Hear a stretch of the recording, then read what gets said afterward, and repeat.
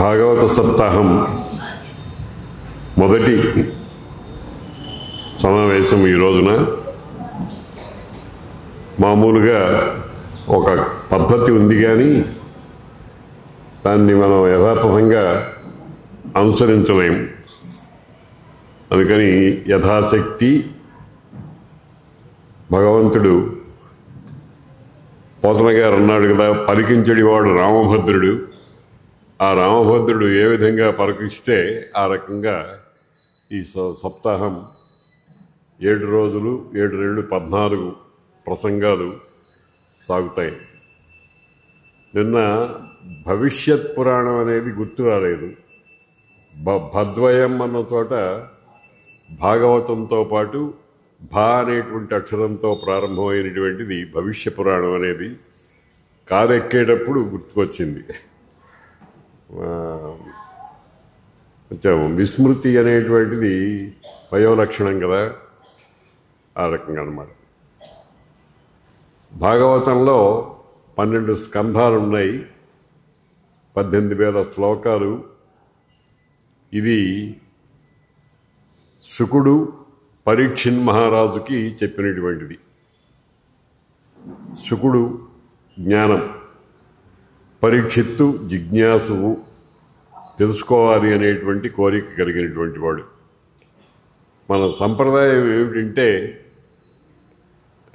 ధర్మశాస్త్రం ఏం చెప్తోందంటే, నా పృష్ట కస్యచిత్ బ్రూయాత్, అడగనిదే ఎవరికి ఏమీ చెప్పద్దు. అందులో ముఖ్యంగా వేద ధర్మాలు, పురాణ ధర్మాలు, ఇతిహాస ధర్మాలు మొదలైనవి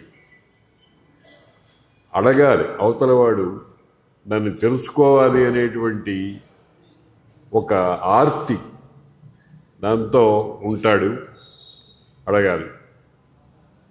అందుకని పరీక్షిత్తు అడుగుతాడు, శుకుడు సమాధానం చెప్తాడు.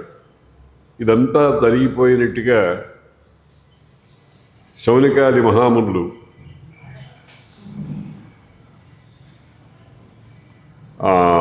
సూతుడు మహాపౌరాణికుడు ఆయన ద్వారా విన్నారన్నమాట. సరే, ప్రారంభిద్దాం. జన్మాద్యస్య యతోన్వయాదితరతశ్చార్థేష్వభిజ్ఞః పుమాన్ స్వరాట్ తేనే బ్రహ్మ హృదయ ఆదికవయే ముహ్యంతి యత్సూరయః తేజో వారిమృదాం యథా వినిమయో యత్ర త్రివర్గో అమృషా ధామ్నా స్వేన సదా నిరస్తకుహకం సత్యం పరం ధీమహి. ఇది మనం గాయత్రీ మంత్రం అంటాం చూడండి. నా గాయత్ర్యా పరం మంత్రం, గాయత్రీ మంత్రం కంటే గొప్ప మంత్రము మరొకటి లేదు అని. ప్రతిదానికి కూడా ప్రతి ప్రతిపాదనకు వెనకాల హేతువులు ఉంటాయి. ఎందుకని అని అడిగితే సమాధానాలు మనకు దొరుకుతాయి. అయితే ఆ సమాధానాల కోసం మనం ఎక్కువ శ్రమ పడకుండా ఆ గాయత్రీ మంత్రాన్ని రేఖామాత్రంగా అర్థం చేసుకుని దాన్ని ఉపాసన చేస్తూ ఉంటే మెల్లమెల్లగా అర్థభావన మొదలైనటువంటివి మనకు తెలిసి వస్తాయి. ఇక్కడ సత్యం పరం ధీమహి అనేటువంటి మాట ఉంది. పరమ సత్యమైన దానిని మేము ధ్యానము చేస్తాము అని. ధీమహి అనేది సాధారణంగా లౌకిక భాషలో ఉండేటువంటి పదం కాదు. ధీమహి అనేది వ్యాకరణం ఒప్పుకున్నటువంటి పదం కాదు. ధ్యాయేమ అనేది. ఈ ధీమహి అనేది వైదిక ప్రయోగం. వేదంలో లౌకికమైన వ్యాకరణ నియమాలకు లొంగనటువంటి పదాలు ఉంటాయి. వాటిని ఆర్ష ప్రయోగములు అంటారు. ఆర్ష ప్రయోగాల్లో మన వ్యాకరణం సమన్వయించకపోతే తప్పనకూడదు. అది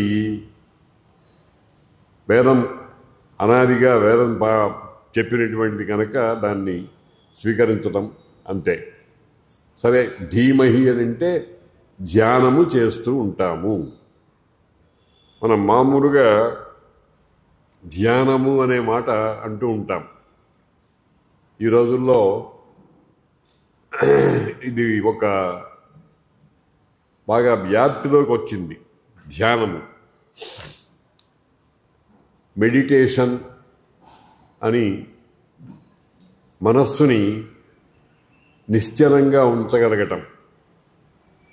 ధ్యానము అనే దానికి శాస్త్రం ఏం చెప్తోందంటే తైలధారావత్ అవిచ్ఛిన్నం ధ్యానం అని.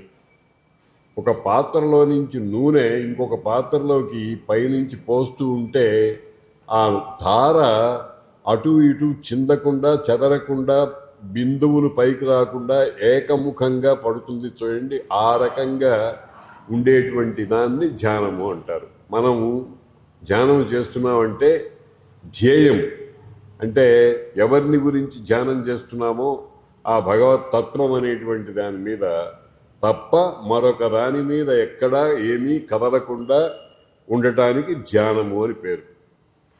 అంటే ఏకాగ్రత అని దాన్నే అంటారు. అటువంటి ఏకాగ్రత ధ్యానము అనేటువంటి దాన్ని చేస్తాము మేము అన్నారు.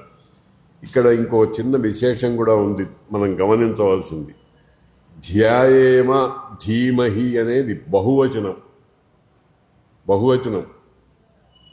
నేను చెప్తున్నాను, మేము అంటున్నాం.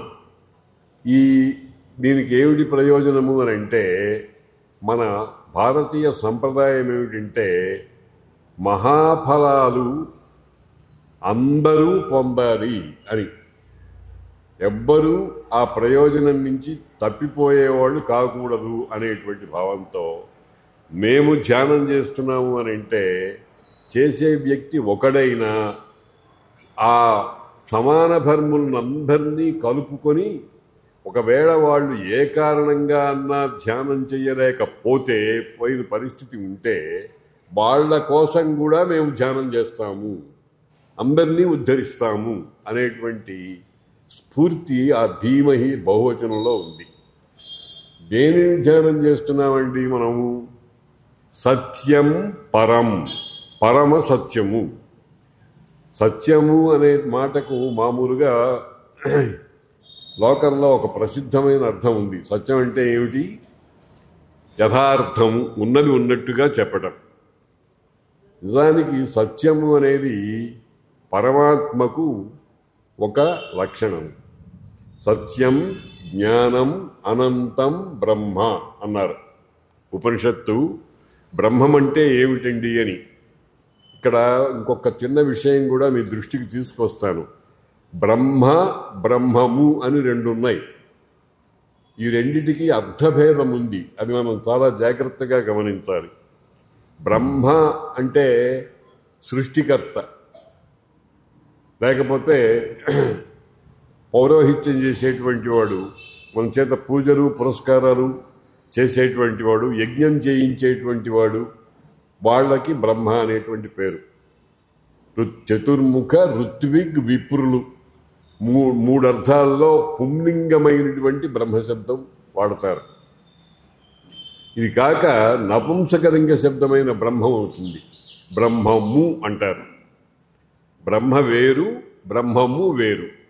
బ్రహ్మము అంటే పరమాత్మ. బ్రహ్మశబ్దానికి అర్థం ఏమిటంటే దానికంటే పెద్దది మరొకటి లేదు, దానికంటే మించినది ఏది లేదు అని అర్థం అన్నమాట. కాబట్టి ఆ బ్రహ్మము లక్షణాన్ని వివరించడానికి ఉపనిషత్తు ఏం చేసిందంటే 3 లక్షణాలు చెప్పింది. సత్యము, జ్ఞానము, అనంతము. సత్యం జ్ఞానం అనంతం బ్రహ్మ అని చెప్పింది. సత్యము అంటే అర్థం ఏమిటంటే కాలభేదము లేకుండా సర్వకాల సర్వావస్థలలో ఉండేది అని అర్థం. సత్యము. అట్లా ఉండేది తక్కిన జీవరాశులన్నీ, తర్వాత దేవతల దగ్గర నుంచి బ్రహ్మదేవుడి గారు, సృష్టికర్త అయినటువంటి బ్రహ్మదేవుడి గారి దగ్గర నుంచి ఎప్పుడో అప్పుడు వెళ్ళిపోవాలి, మారుతూ ఉండాల్సిందే. ఏమన్నారు? ఆ బ్రహ్మ భువనాల్ లోకాహ పునరావర్తిన. బ్రహ్మ దగ్గర నుంచి కూడా తక్కిన వాళ్ళు లోకంబులు, లోకేశులు, లోకస్థులు తెగిన తుదిన్ అని అంటారే. కాబట్టి ఆ బ్రహ్మము అనేటువంటిది ఒక్కటే, ఎప్పుడూ ఏకరూపంలో ఉంటుంది. తక్కిన వాళ్ళందరూ కూడా మార్పులు చెందుతూ ఉంటారు, వికారం అంటారు దాన్ని. స్వరూపాన్ని నుంచి ఏదో ఒక మార్పు చెందటం. మనమే చూడండి, పుట్టినప్పుడు జానుడు ఉన్నాం, ఇప్పుడు బాలుడు ఉన్నాం. మార్పు కదా ఇది. పుట్టినప్పుడు 2 కేజీలు ఉన్నాం, ఇప్పుడు 60-70 కేజీలు ఉన్నాం. కొంతకాలం అయిపోయిన తర్వాత మళ్ళీ తరిగిపోతుంది. పెరుగుట విరుగుట కొరకే అని అన్నారు కదా. ఈ మార్పులన్నీ జరుగుతున్నాయి. ప్రతి క్షణము మనం అనుకోకూడదు, కానీ ఒక క్షణం గడిచి ఇంకో క్షణంలోకి పోయాము అంటే ఒక చావు అయిపోయి కొత్త బతుకులోకి వస్తున్నామని అర్థమండి. మార్పు ఏదైనా సరే అది క్రొత్త దానికి వస్తుంది. ఇప్పుడు క్రొత్త అనేటువంటిది ఎంతసేపు ఉంటుంది? మరొకది కనిపించేంత వరకే కొత్త. ఒక చిన్న చమత్కారమైన విషయం చెప్తాను. కొత్తగా ఒక ఊరు తయారైందనుకోండి, దానికి కొత్తపేట అని పేరు పెడతారు. అది అయిన తర్వాత ఇంకొక ఊరు తయారైందనుకోండి, ఈ కొత్తపేట పాత కొత్తపేట అయిపోతుంది. అది మళ్ళీ ఇంకొక కొత్తపేట అవుతుందన్నమాట. ఆ రకంగా పరిణామము అనేటువంటిది అనుక్షణము జరుగుతూనే ఉంటుంది. అటువంటి అనుక్షణము జరిగేటువంటి పరిణామం లేకుండా ఒకే స్వరూపంతో సర్వకాల సర్వావస్థలలో ఉండేటువంటిదేమో దానిని బ్రహ్మము, సత్యము అంటారు. కాబట్టి ఇక్కడ మరి సుఖ బ్రహ్మగారు లేకపోతే వ్యాసుల వారు భాగవతం ప్రారంభంలో దేనిని ధ్యానం చేయమంటున్నారు? సత్యమును ధ్యానం చేయమంటున్నారు, బ్రహ్మం. ఇక్కడ పెద్ద చిక్కేమిటంటే దానికి రూపం లేదు, నామం లేదు. ఒక మట్టి ముద్ద, ఇప్పుడు వినాయకుడిని మట్టి ముద్దతో చేసుకుంటున్నాం, ఆ రకంగా ఏం లేదు. బ్రహ్మగారి ఫోటో లేదండి, బ్రహ్మమునకు ఫోటో లేదు. ఎలా చేయటం? అందుకనే దాన్ని ఏమన్నారు? నిర్గుణము అన్నారు. నిర్గుణము, నిరాకారము, నిరంజనము, నిత్యము, సత్యము అయినటువంటి బ్రహ్మము. దాన్ని భావం చేయాలంటే ఏం చేయాలి? కళ్ళు మూసుకోవాలి. కళ్ళు తెరిస్తే మనకు అనిత్యమైన ప్రపంచం కనిపిస్తోంది. కళ్ళు మూసుకున్నాం అనుకోండి, అప్పుడు మన మనస్సులో ఈ వాసనలు, ప్రపంచ వాసనలన్నింటినీ కూడా కాస్త మెల్లమెల్లగా అభ్యాసం చేత పక్కన పెట్టగలిగితే అప్పుడు ఒక చోట, ఎక్కడో ఒక చోట లగ్నం అవుతుంది, తగులుకుంటుంది. ఆ తగులుకునేటువంటి స్థానాన్ని బ్రహ్మముగా భావించి మనం ధీమహి ధ్యానం చేయాలి. అంటే మనస్సు, మాట, చేష్ట అనేవి పక్కలకి పోకుండా. ఇప్పుడు రైలు మీద బండి, పట్టాల మీద రైలు బండి పెడుతుంది. ఎంత దూరం పోయినా, ఎన్ని వేల కిలోమీటర్లు పోయినా ఆ పట్టాలు అనేదాన్ని ఇంత బెసికితే పడిపోతుంది కదా. అట్లా బెసకకుండా కాపాడుకోవటానికి ధీమహి, ధ్యానము అని పేరు. సత్యం పరం ధీమహి. ఆ సత్యము అనే దాని గురించి, అయ్యా మీరు చెప్పారు బాగానే ఉంది, మేము దాన్ని కాస్తో కూస్తో తెలుసుకుని కదా దాని స్వరూపాన్ని మేము ధ్యానం చేయాల్సి వస్తుంది అని అంటారని రాసిన వాళ్ళు మహర్షులు. ఆ మహర్షులకు అన్నీ తెలుస్తాయి. అందరి హృదయాలు, అందరి మనస్సుల్లో కలిగేటువంటి ప్రశ్నలు మొదలైనవన్నీ కూడా తెలుస్తాయి. అందుకని ఆ బ్రహ్మం అంటే మేము ఏ ఏ విషయాలు తెలుసుకుని ప్రార్థన చెయ్యాలండి అని అంటే దానికి చెప్పారు. జన్మాద్యశ్చ యతః. సృష్టి ఏర్పడింది, ఉన్నది, మళ్ళీ ప్రళయం అయిపోయింది అనే సంగతి మనం చూస్తూనే ఉన్నాం, వింటూనే ఉన్నాం. సృష్టి, స్థితి, ప్రళయములు ఈ మూడు జరుగుతూనే ఉన్నాయి. మన సంగతి తీసుకుంటే పుట్టడము, పెరగటము, తర్వాత ఏదో ఒక రోజున వెళ్ళిపోవటము అనేటువంటిది చూస్తూనే ఉన్నాం కదా.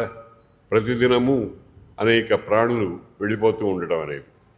జన్మ ఆదులు, ఆది అంటే మొదలైనవి, మూడు స్థితులు, ఉత్పత్తి, స్థితి, వినాశము అనేటువంటి మూడు స్థితులు. ఈ మూడు స్థితులకు ఎవరో ఒక చేసేవాడు ఒకటి ఉండాలి, కర్త ఉండాలి. ఒక పని ఉంది అంటే పని చేసేవాడు ఒకడు ఉండాలి కదా. భోజనం, వంట తయారు చేసి పెట్టామనుకోండి, అక్కడ పదార్థం తయారై ఉంది, ఎవరో చేసి ఉండాలిగా.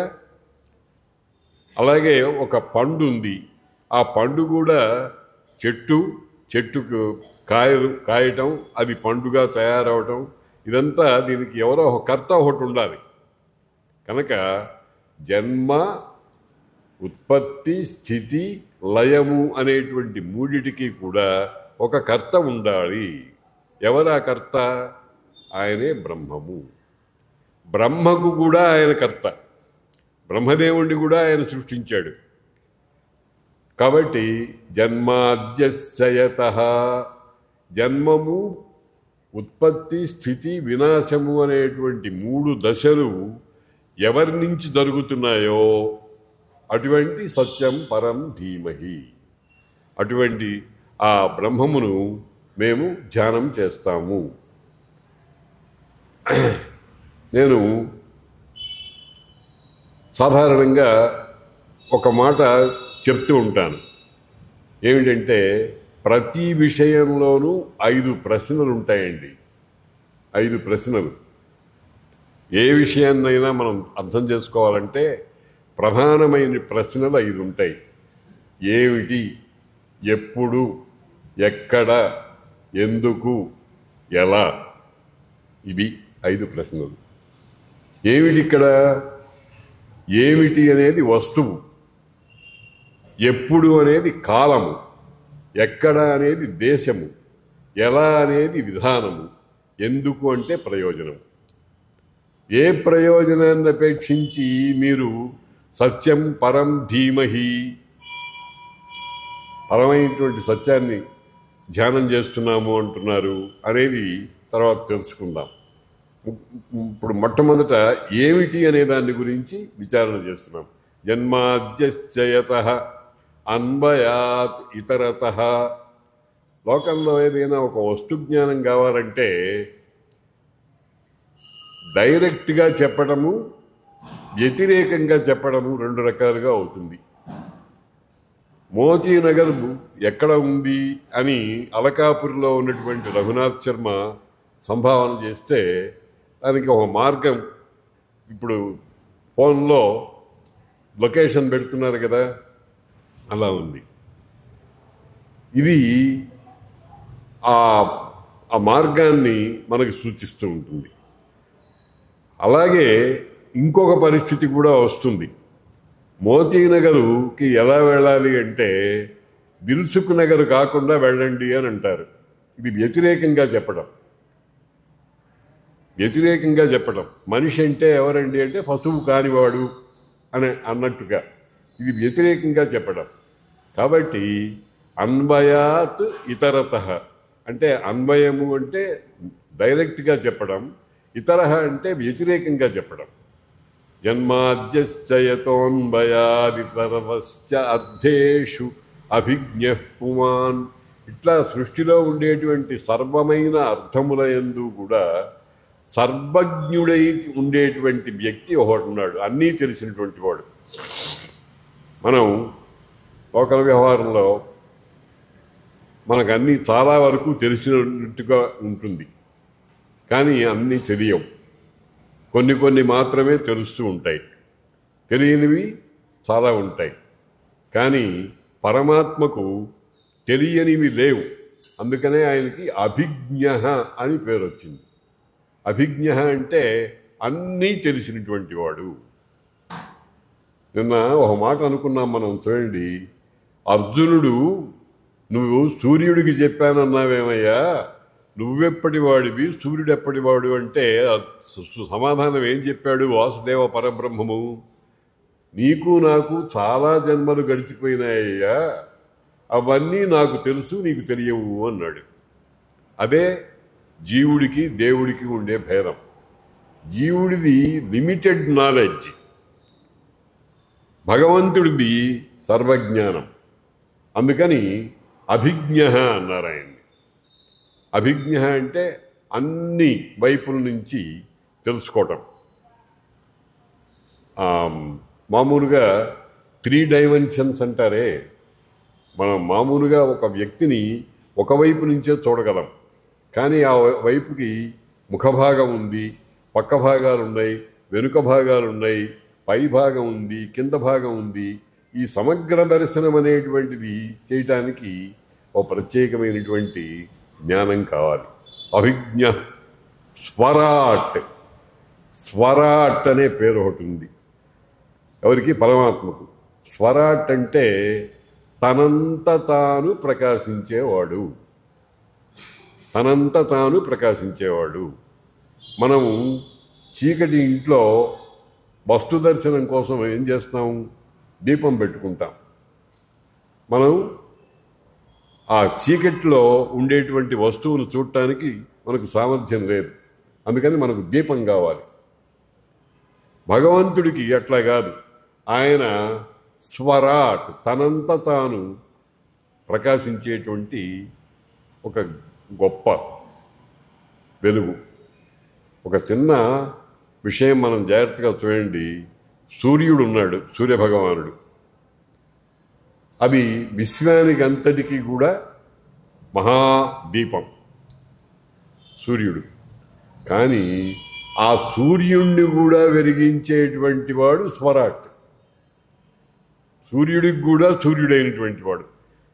వేదాలు ఉపనిషత్తులు ఆ మాట చెప్పాయి. నత్ర సూర్యో భాతి నచంద్ర తారకం నేమా విద్యుతో భాంతి కుతోయమగ్ని అని వేదం మనకు చెప్పింది. ఆ పరమాత్మ ముందర సూర్యుడు కూడా పెద్ద మిడుగురు పురుగు కంటే హీనమైపోయినటువంటి వాడిలాగా అయిపోతాడట. అటువంటి లక్షణం కలిగిన వాడు కనుక పరమాత్మకు ఏం పేరు పెట్టారు? స్వరాట్. తనంత తాను ప్రకాశించేవాడు, వెలుగొందేవాడు, విరాజిల్లేవాడు. ఇప్పుడు చూడండి, 3 విశేషాలు చూసాం. ఎవని వల్ల సమస్త సృష్టికి పుట్టుక, ఉండటము, నాశనం కావటం అనే లక్షణాలు కలుగుతాయో అని ఒక లక్షణం. రెండవది ఆయన అభిజ్ఞ, సర్వము తెలిసినటువంటి వాడు, సర్వము తెలిసినవాడు. మీరు భారతంలో చూడండి, కృష్ణుడు ధర్మరాజు చేత రాజసూయయాగం చేయించాడు. జరాసంధుణ్ణి చంపించాడు, శిశుపాలుడు మొదలైన వాళ్ళని చంపించాడు. కృష్ణుడు ఎక్కడో ద్వారకలో ఉన్నాడు, కానీ విశ్వంలో ఏ మూల ఎక్కడ ఏం జరుగుతోందో అన్నీ ఆయనకి ప్రత్యక్ష కల్పం ఎదురుగుండా ఉంటుంది. డేటా అంతా ఆయన దగ్గర ఎప్పటికప్పుడు ఉంటుంది. దీన్ని గురించి మనం ఆలోచించేటప్పుడు ఒకసారి మనకు కొన్ని ప్రశ్నలు పుడతాయి. ఒక చిన్న ప్రశ్న పుట్టింది ఒకరికి. ఏమిటంటే, ధర్మరాజుని అన్యాయంగా మాయద్యూతంలో ఓడించాడు శకుని. దానివల్ల పాండవులు పరమభక్తులు, మహాభాగవతులను చెప్పుకున్నామే, ఆ పరమభక్తులైనటువంటి ధర్మరాజుకి ఎంత ఘోరమైనటువంటి అన్యాయం జరిగిందండి. ఎన్ని కష్టాలు పడాల్సి వచ్చిందండి. 12 ఏళ్ళు అరణ్యాల్లో తిరగాలి, 1 ఏడు అజ్ఞాతవాసం చేయాలి. ఇవన్నీ జరిగినాయి. దీనికి కారణం ఏమిటి? మాయదూతం. దుర్యోధనుడు శకుని చేత మాయదూతం ఆడించి ఆయన్ని చాలా ఇబ్బందులు పెట్టాడు. పెడితే మరి కృష్ణుడు భక్త సంరక్షకుడు కదా, ఎందుకు ధర్మరాజుని ఆదుకోలేదు, ధర్మరాజుకి గెలుపు వచ్చేట్టుగా ఎందుకు చేయలేదు భగవంతుడు అని మనకు ఒక ప్రశ్న పుడుతుంది. ఆ ప్రశ్న పుట్టింది, దానికి సమాధానం కూడా చెప్పాడు, చమత్కారంగా చెప్పాడు కృష్ణుడు. అయ్యా, ఈ కపటద్యూతం జరిగేటప్పుడు నేను ద్వారకలో లేను, అందుచేత నిన్ను కాపాడటానికి రాలేకపోయినాను అని ఒక కొంటె సమాధానం చెప్పాడు. కృష్ణుడు అంటే కొంటెవాడు, కృష్ణుడు అంటేనే కొంటెతనం. చిన్న పిల్లలు చూడండి, తల్లిదండ్రుల్ని ఆడిస్తూ ఉంటారు, ఆ రకంగా లోకాలన్నింటినీ ఆడించేవాడు. ఆయన ఈ సమాధానం చెప్పాడు, నేను ద్వారకలో లేను, అందుకని నీకు ఇబ్బంది వచ్చింది అని చెప్పాడు. ధర్మరాజు సంతోషించాడు చాలా. అసలు ధర్మరాజు జూదం ఆడటంలో ఆయన లక్ష్యం వేరనుకోండి, అదో పెద్ద సంగతి, తర్వాత ఎప్పుడన్నా ప్రాస్తావికంగా చెప్పుకుందాం. పాండవుల చరిత్ర కూడా వస్తుంది ఇందులో. ఏం సమాధానం చెప్పాడండి? ద్వారకలో నేను లేను అన్నారు. ద్వారక అంటే నీ హృదయం. అయ్యా ధర్మరాజు గారు, నువ్వు జూదమాడేటప్పుడు నీకు రక్షణ కావాలి అనేటువంటి అభ్యర్థన నీ దగ్గర నుంచి రాలేదయ్యా, అందుకని నేను రాలేదు అని అన్నాడు. మరి అయితే యుధిష్ఠిరుడు భక్తుడు కాదు, భక్తుడే, మహాభక్తుడే. అతని భక్తిలో ఉండేటువంటి లక్షణం ఏమిటంటే, తన ప్రవృత్తిని భగవంతుని మీద పెట్టి సర్వభారాలు ఆయన మీద పారేసి జీవించడం అతనికి ఇష్టం లేదు. తన ధర్మాన్ని, తన స్థితిని తానే కాపాడుకోవాలి, అవసరమైనప్పుడు భగవంతుని యొక్క చేయూతం తీసుకోవాలి అనేటువంటి ప్రవృత్తి కలిగినవాడు. అందుచేత ఆయన అన్నీ తెలిసినటువంటి వాడే, ఇది జరుగుతుందని తెలుసును, ఈ జూదంలో ఓడిపోతాడని తెలుసును. ఇదంతా ఎక్కడ పర్యవసిస్తుందంటే కురుక్షేత్ర మహాసంగ్రామం జరగాలి. కృష్ణుడు వచ్చింది ఎందుకండి? దుష్ట శిక్షణ, భూభారాన్ని తొలగించడానికి వచ్చాడు. ఇప్పుడు ధర్మరాజుని కాపాడి ఆయన్ని సింహాసనం మీద కూర్చోబెడితే 76 కోట్ల మంది భూమికి బరువుగా ఉండేటువంటి జనాలంతా చచ్చే మార్గం ఏమిటి? అందుకోసమని ఆయన ద్వారకలో నేను లేను అని కొంటె సమాధానం చెప్పాడు అనుకున్నా. కాబట్టి స్వరాట్, అభిజ్ఞుడు, స్వరాట్, 3 లక్షణాలు ఎప్పటికీ చూసాం. తేనే బ్రహ్మ హృదయ ఆది కవయే. ఆది కవి, ఆది కవి అంటే మొట్టమొదటి కవి. కవి అంటే పద్యాలు, కవిత్వాలు రాసేవాడు అనేటువంటిది తర్వాత వచ్చిన అర్థం. అసలు కవి అని అంటే పరమాత్మే.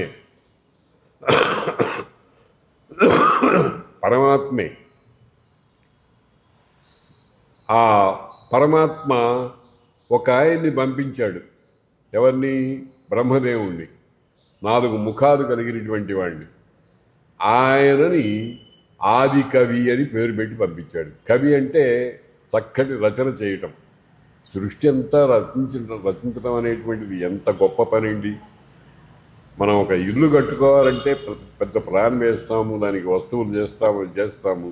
అటువంటిది 14 లోకాల విశ్వాన్నంతా తయారు చేయాలంటే ఎటువంటి మేధాశక్తి ఉండాలి. కవి అని అంటే భావుకుడు. రెండు అర్థాలు చెప్పారు, వర్ణనము, దర్శనము అని 2. ఆ 2 పనులు ఉన్నటువంటి వాడిని కవి అని అంటారు.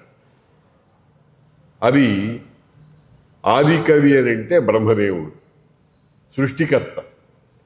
ఆయనకి తేనే బ్రహ్మ హృదయ ఆది కవయే. ఆది కవి అయినటువంటి బ్రహ్మదేవుడికి హృదయంలో తేనే ఏమిటి? తత్వాన్ని, విశ్వతత్వాన్ని, విశ్వేశ్వర తత్వాన్ని తేనే అంటే విస్తరింపజేశాడు, వ్యాపింపజేశాడు. తేనే బ్రహ్మ అంటే సృష్టి విజ్ఞానాన్నంతటినీ కూడా చతుర్ముఖ బ్రహ్మకు కల్పించినటువంటి వాడు ఆ స్వరాట్ అయినటువంటి పరమాత్మయే. తేనే బ్రహ్మ హృదయ ఆది కవయే ముహ్యంతి యస్సూరయ. ఆ విషయంలో మహాపండితులైనటువంటి వాళ్ళు కూడా పొరపాటు పడిపోతూ ఉంటారు. పడుతుంటారు. పొరపాటు అంటే అర్థమేమిటి? ఒకదాన్ని చూచి ఇంకొకటిగా భావిస్తూ ఉండడం. మనకి అందరికీ తెలిసిన మాటే. సర్పరజ్జు భ్రాంతి. భ్రాంతి భ్రమ ప్రమ అని రెండు ఉన్నాయి. ఉన్నది ఉన్నట్టుగా చూడటం భ్రమ, ఉన్నదాన్ని ఇంకొక దాన్నిగా చూడటం భ్రమ.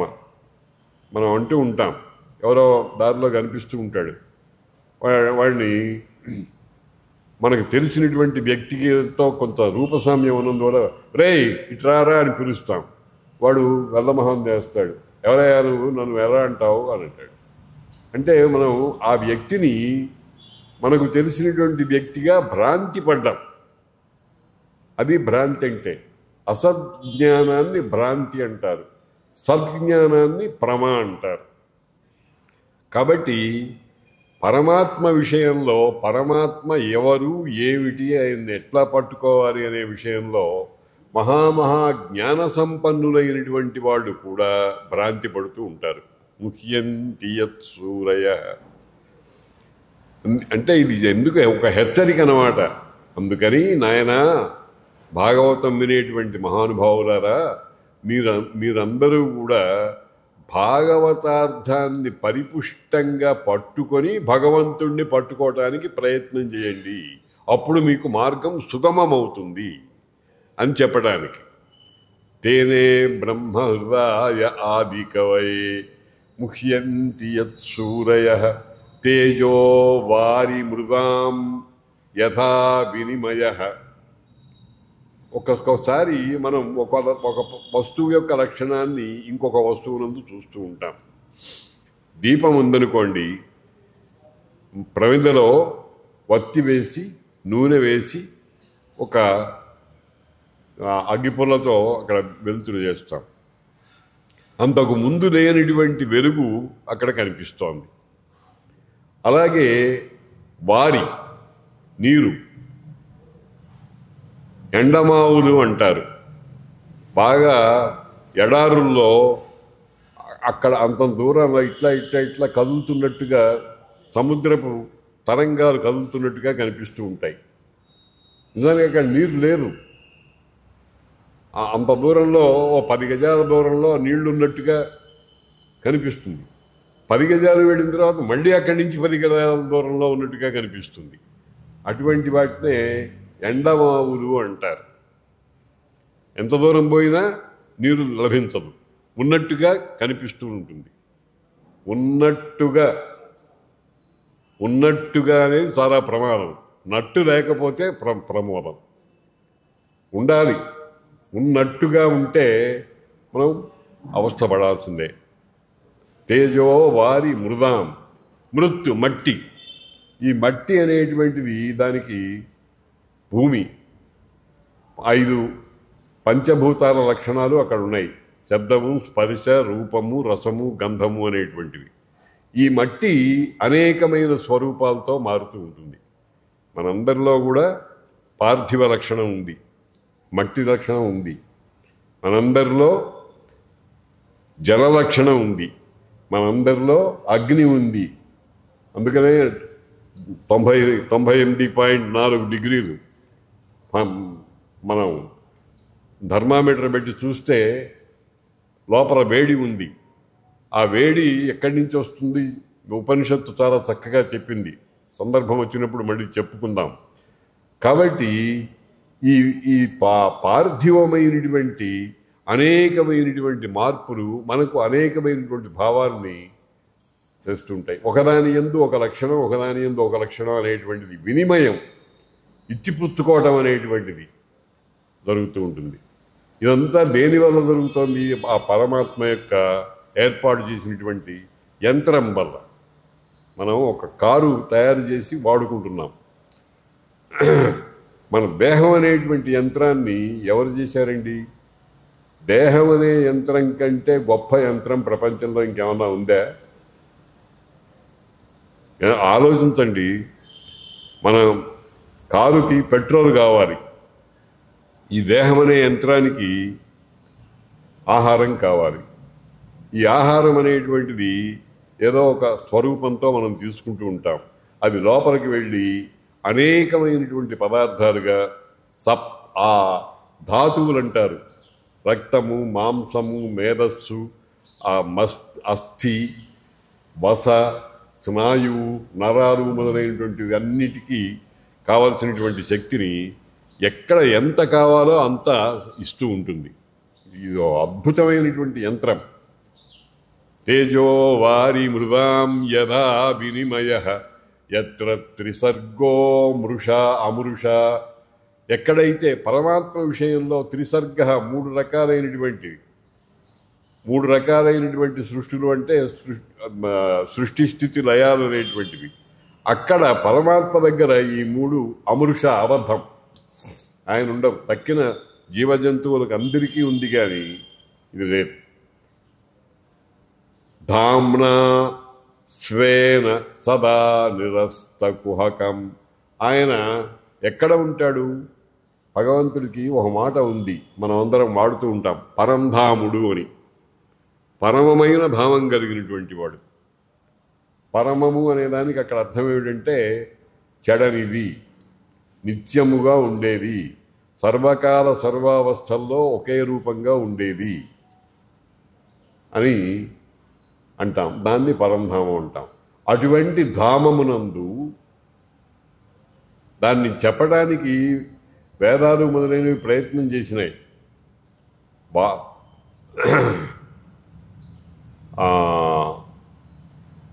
త్రిపాదూర్ధ్వముదై పురుష. ఈ సృష్టి అంతా ఉందే 14 లోకాలు. ఆ 14 లోకాలు కూడా ఆ పరమాత్మ యొక్క మోకాలు దాకా, పాదం దగ్గర నుంచి మోకాలు దాకా మాత్రమే ఉందిట. ఆ పైన ఇంకా 3 ఇంతలు ఉన్నట్ట పరమాత్మ. అటు ఎటువంటి ధామము మనం ఊహించటం కూడా సాధ్యం కానటువంటి పని. ఈ శబ్ద ప్రమాణం చేత, అంటే పురాణాలు, ఇతిహాసాలు, వేదాలు చెప్పేటువంటి ఆ లక్షణాల చేత మనం మనస్సులో ఒక నిర్ణయానికి రావాలి, ఒక జ్ఞానానికి రావాలి భగవంతుడంటే. ఇప్పుడు ఈ చెప్పే లక్షణాలన్నీ కూడా లోకంలో ఏ వస్తువునకు అన్వయించనివి. లోకంలో ఇంకా ఏ వస్తువుకి అన్వయించవు, ఒక్క పరమాత్మకు మాత్రమే అందుకనే ఏమన్నారు? ఏకం సత్. ఉన్నది ఒక్కటే, దానికి పేరు సత్. సత్ అంటే ఇందాక చెప్పినట్టుగా కాల విభేదము లేనిది, భూతము, వర్తమానము, భవిష్యత్తు అనేటువంటి భేదం లేకుండా ఉండేటువంటిది అని అటువంటిది ఏకం సత్. అయితే మనకు కష్టం కనుక, ఇప్పుడు చూడండి, మిస్టట్లో ఒక ప్రమాణంలో అన్నం పెట్టుకుంటాం. ఆ అన్నం పెట్టుకున్న తర్వాత తినేటప్పుడు ఏం చేస్తాం? చిన్న చిన్న ముద్దలు నోట్లో ఎంత పెడితే చక్కగా నమలటానికి కుదురుతుందో అంత ముద్ద చేసి నోట్లో పెట్టుకుంటాం. అంటే మనం తినేటువంటి పదార్థం అంతా ఒక్కసారిగా నోట్లో కుక్కుకోం కదా, మెల్లమెల్లగా ఒక్కొక్క ముద్ద నోట్లో పెట్టుకుంటూ ఉంటాం. అంతా అయిన తర్వాత మనం తినాల్సిన పదార్థం ఏదో మామూలుగా ఆయుర్వేద శాస్త్రంలో 32 ముద్దలు అంటారు. అయితే ఒక్కొక్కటి ముద్ద ప్రమాణం చాలా ఉంటుంది. ఒక ఆయన తాటి పండంత ముద్ద తినేవాట. రామయ్య మంత్రి భోజన పరాక్రమమేమని చెప్పవచ్చు, తత్స్వామి ఎరుంగు తత్కబడ చాతురి తాళపర ప్రమాణములు. పెద్ద తాటి పండంత ముద్ద నోట్లో పెట్టుకునేవాట ఆయన. మరి అల్పప్రాణులైన వాళ్ళు చిన్న కరక్కాయ లాంటి ముద్దలు పెట్టుకుంటూ ఉంటారు. కాబట్టి ఆయుర్వేద శాస్త్రంలో ఈ మాట ఒకటి ఉంది, 32 ముద్దలు భోజనం చేయాలి అని. అది వాళ్ళు నిర్ణయించుకునేది మాట. కనుక ధామ్నా స్వేన సదా నిరస్త కుహకం. సర్వకాల సర్వావస్థలలో ఏకరూపంతో, ఇప్పుడు ఇందాక చెప్పాను ఏకం సత్, విప్రాహ, విప్రులు అంటే విద్యా వైభవం కలిగినటువంటి వాళ్ళు బహుధా వదంతి, దాన్నే అనేక విధాలుగా చెప్తూ ఉంటారు. ఇప్పుడు మనం అవస్థ పట్టంలే, ఆ పరమాత్మ ఒక్కడైనటువంటి పరమాత్మను గురించి ఎన్ని రోజులు మన జీవితం అంతా చెప్పుకుంటున్నా ఇంకా మిగిలిపోతూనే ఉంది. కాబట్టి విప్రాహ బహుధా వదంతి, అనేకమైనటువంటి విషయాలు అనేక స్వరూపాలతో చెప్తారు.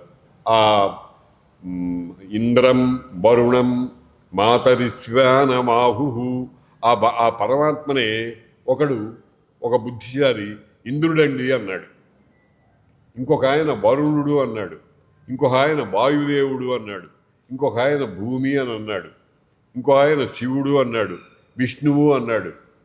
ఇట్లాగ అనేకమైన పేర్లు, ఏ పేరు చెప్పినా ఆయనే పలుకుతాడు. అందుకనే విష్ణు సహస్రనామాలు, శివ సహస్రనామాలు ఉన్నాయి. విష్ణు సహస్రనామాలు 1000 ఉన్నాయంటే 1000 దగ్గర ఫుల్ స్టాప్ కాదు, కామాయే. ఇంకా ఎన్ని ఉన్నాయో మనం మన తాహతుని బట్టి మహర్షులు ఏం చేశారంటే, నాయనా నీ ఓపికని బట్టి ఈ 1000 చదువుకో, అయిపోయినాయి అనుకోకు, ఇంకా అనేకం ఉన్నాయి.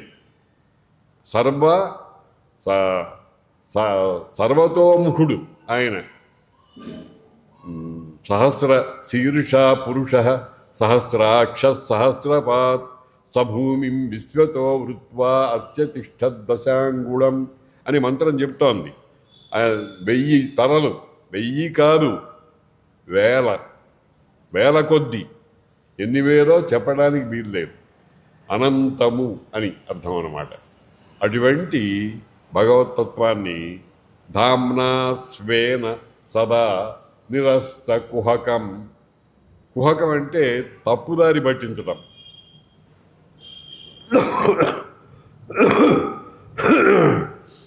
కొంతమంది బుద్ధిపూర్వకంగా కొంతమందిని తప్పుదారి పట్టిస్తూ ఉంటారు. అటువంటి తప్పుదారి పట్టించడం అనేది లేకుండా సూటిగా నేరుగా ఎక్కడికి వెళ్ళాలో అక్కడికి చేర్చేటువంటి ఒకానొక దివ్య జ్ఞానం. నిరస్త కుహకం అనే దాంట్లో మనం దేన్ని భావించాలంటే జ్ఞానాన్ని భావించాలి. జ్ఞానం అంటే ఏం చెప్పారు? సమ్యగవేక్షణం, సరిగా చూడటము. మనం చూసేటువంటి వాటిల్లో ఒక వస్తువుని ఇంకొక వస్తువుగా చూడటం, ఇతరులకు చెప్పడం మొదలైనవి జరుగుతూ ఉంటాయి. భ్రమ ప్రమాదాలు అంటారు దాన్ని. అటువంటిదేం లేకుండా స్పష్టమైనటువంటి దర్శనం కలిగేటువంటి ఆ పరమాత్మ అనేటువంటి ఆయనకే సత్యము అని పేరు. అది పరమ సత్యము. లోకంలో ఉండే సర్వసత్యములు రాసిపోస్తే ఏర్పడేటువంటి మహాసత్యము. ఆ పరమసత్యమైనటువంటి భగవంతుణ్ణి, పరమాత్మను ధీమహి ధ్యాయేమ, ధ్యానం చేస్తాము అని శ్లోకం, మొట్టమొదటి శ్లోకం భగవద్గీతలో, భాగవతంలో మొట్టమొదటి శ్లోకం ఈ సంగతి. ఇది విత్తనం. ఈ తరువాత ఉండేటువంటి 12 స్కంధాలు అనేటువంటి, స్కంధం అంటే బోధె, చెట్టు బోధె. ఆ చెట్టు బోధి నుంచి శాఖలు, ఉపశాఖలు, ఆకులు, రెమ్మలు, పళ్ళు మొదలైనవన్నీ కూడా వ్యాపిస్తూ ఉంటాయి. ఇదంతా ఏర్పడటానికి నేలలో మనం ఒక విత్తనం, మర్రి విత్తనం నాటుతాం. నాటకల్లా భగవంతుడే ఎప్పుడో ఏర్పాటు చేసి పెట్టి ఉంచాడు. మనం తెలివితేటల కొద్దీ అప్పుడప్పుడు ఒక విషయం ఆలోచిస్తూ ఉంటాం, విత్తు ముందా చెట్టు ముందా అని. ఈ ప్రశ్నకు సమాధానం దొరుకుతుందే. వేదాంతం, ఉపనిషత్తులు మొదలైనవి ఏం చెప్తాయంటే ముందు వెనక అనే మాట లేదు, రెండూ ఒకసారే వచ్చినాయి అని చెప్తారు. మనం మాత్రం విత్తనం వేస్తున్నాము, పంట పండుతుంది. కాబట్టి ధామ్నా స్వేన సదా నిరస్త కుహకం సత్యం పరం ధీమహి, సత్యమైనటువంటి, పరమైనటువంటి, ఇంకా దానికంటే మించినది మరొకటి లేదు అనేదాన్ని పరమము అంటారు.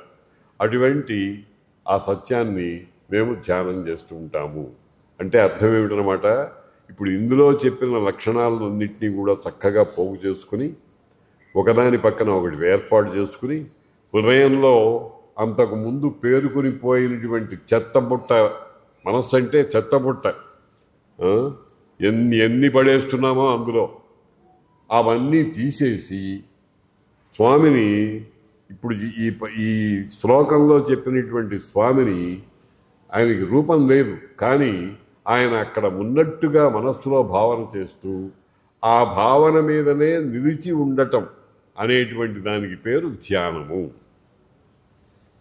అది సిద్ధించాలంటే అభ్యాసం కావాలి, చాలా చాలా పెద్ద అభ్యాసం కావాలి. ఆ అభ్యాసంలో భాగమే ఈ భాగవత సప్తాహాలు. ఇవి వింటూ ఉంటాం, వినగా వినగా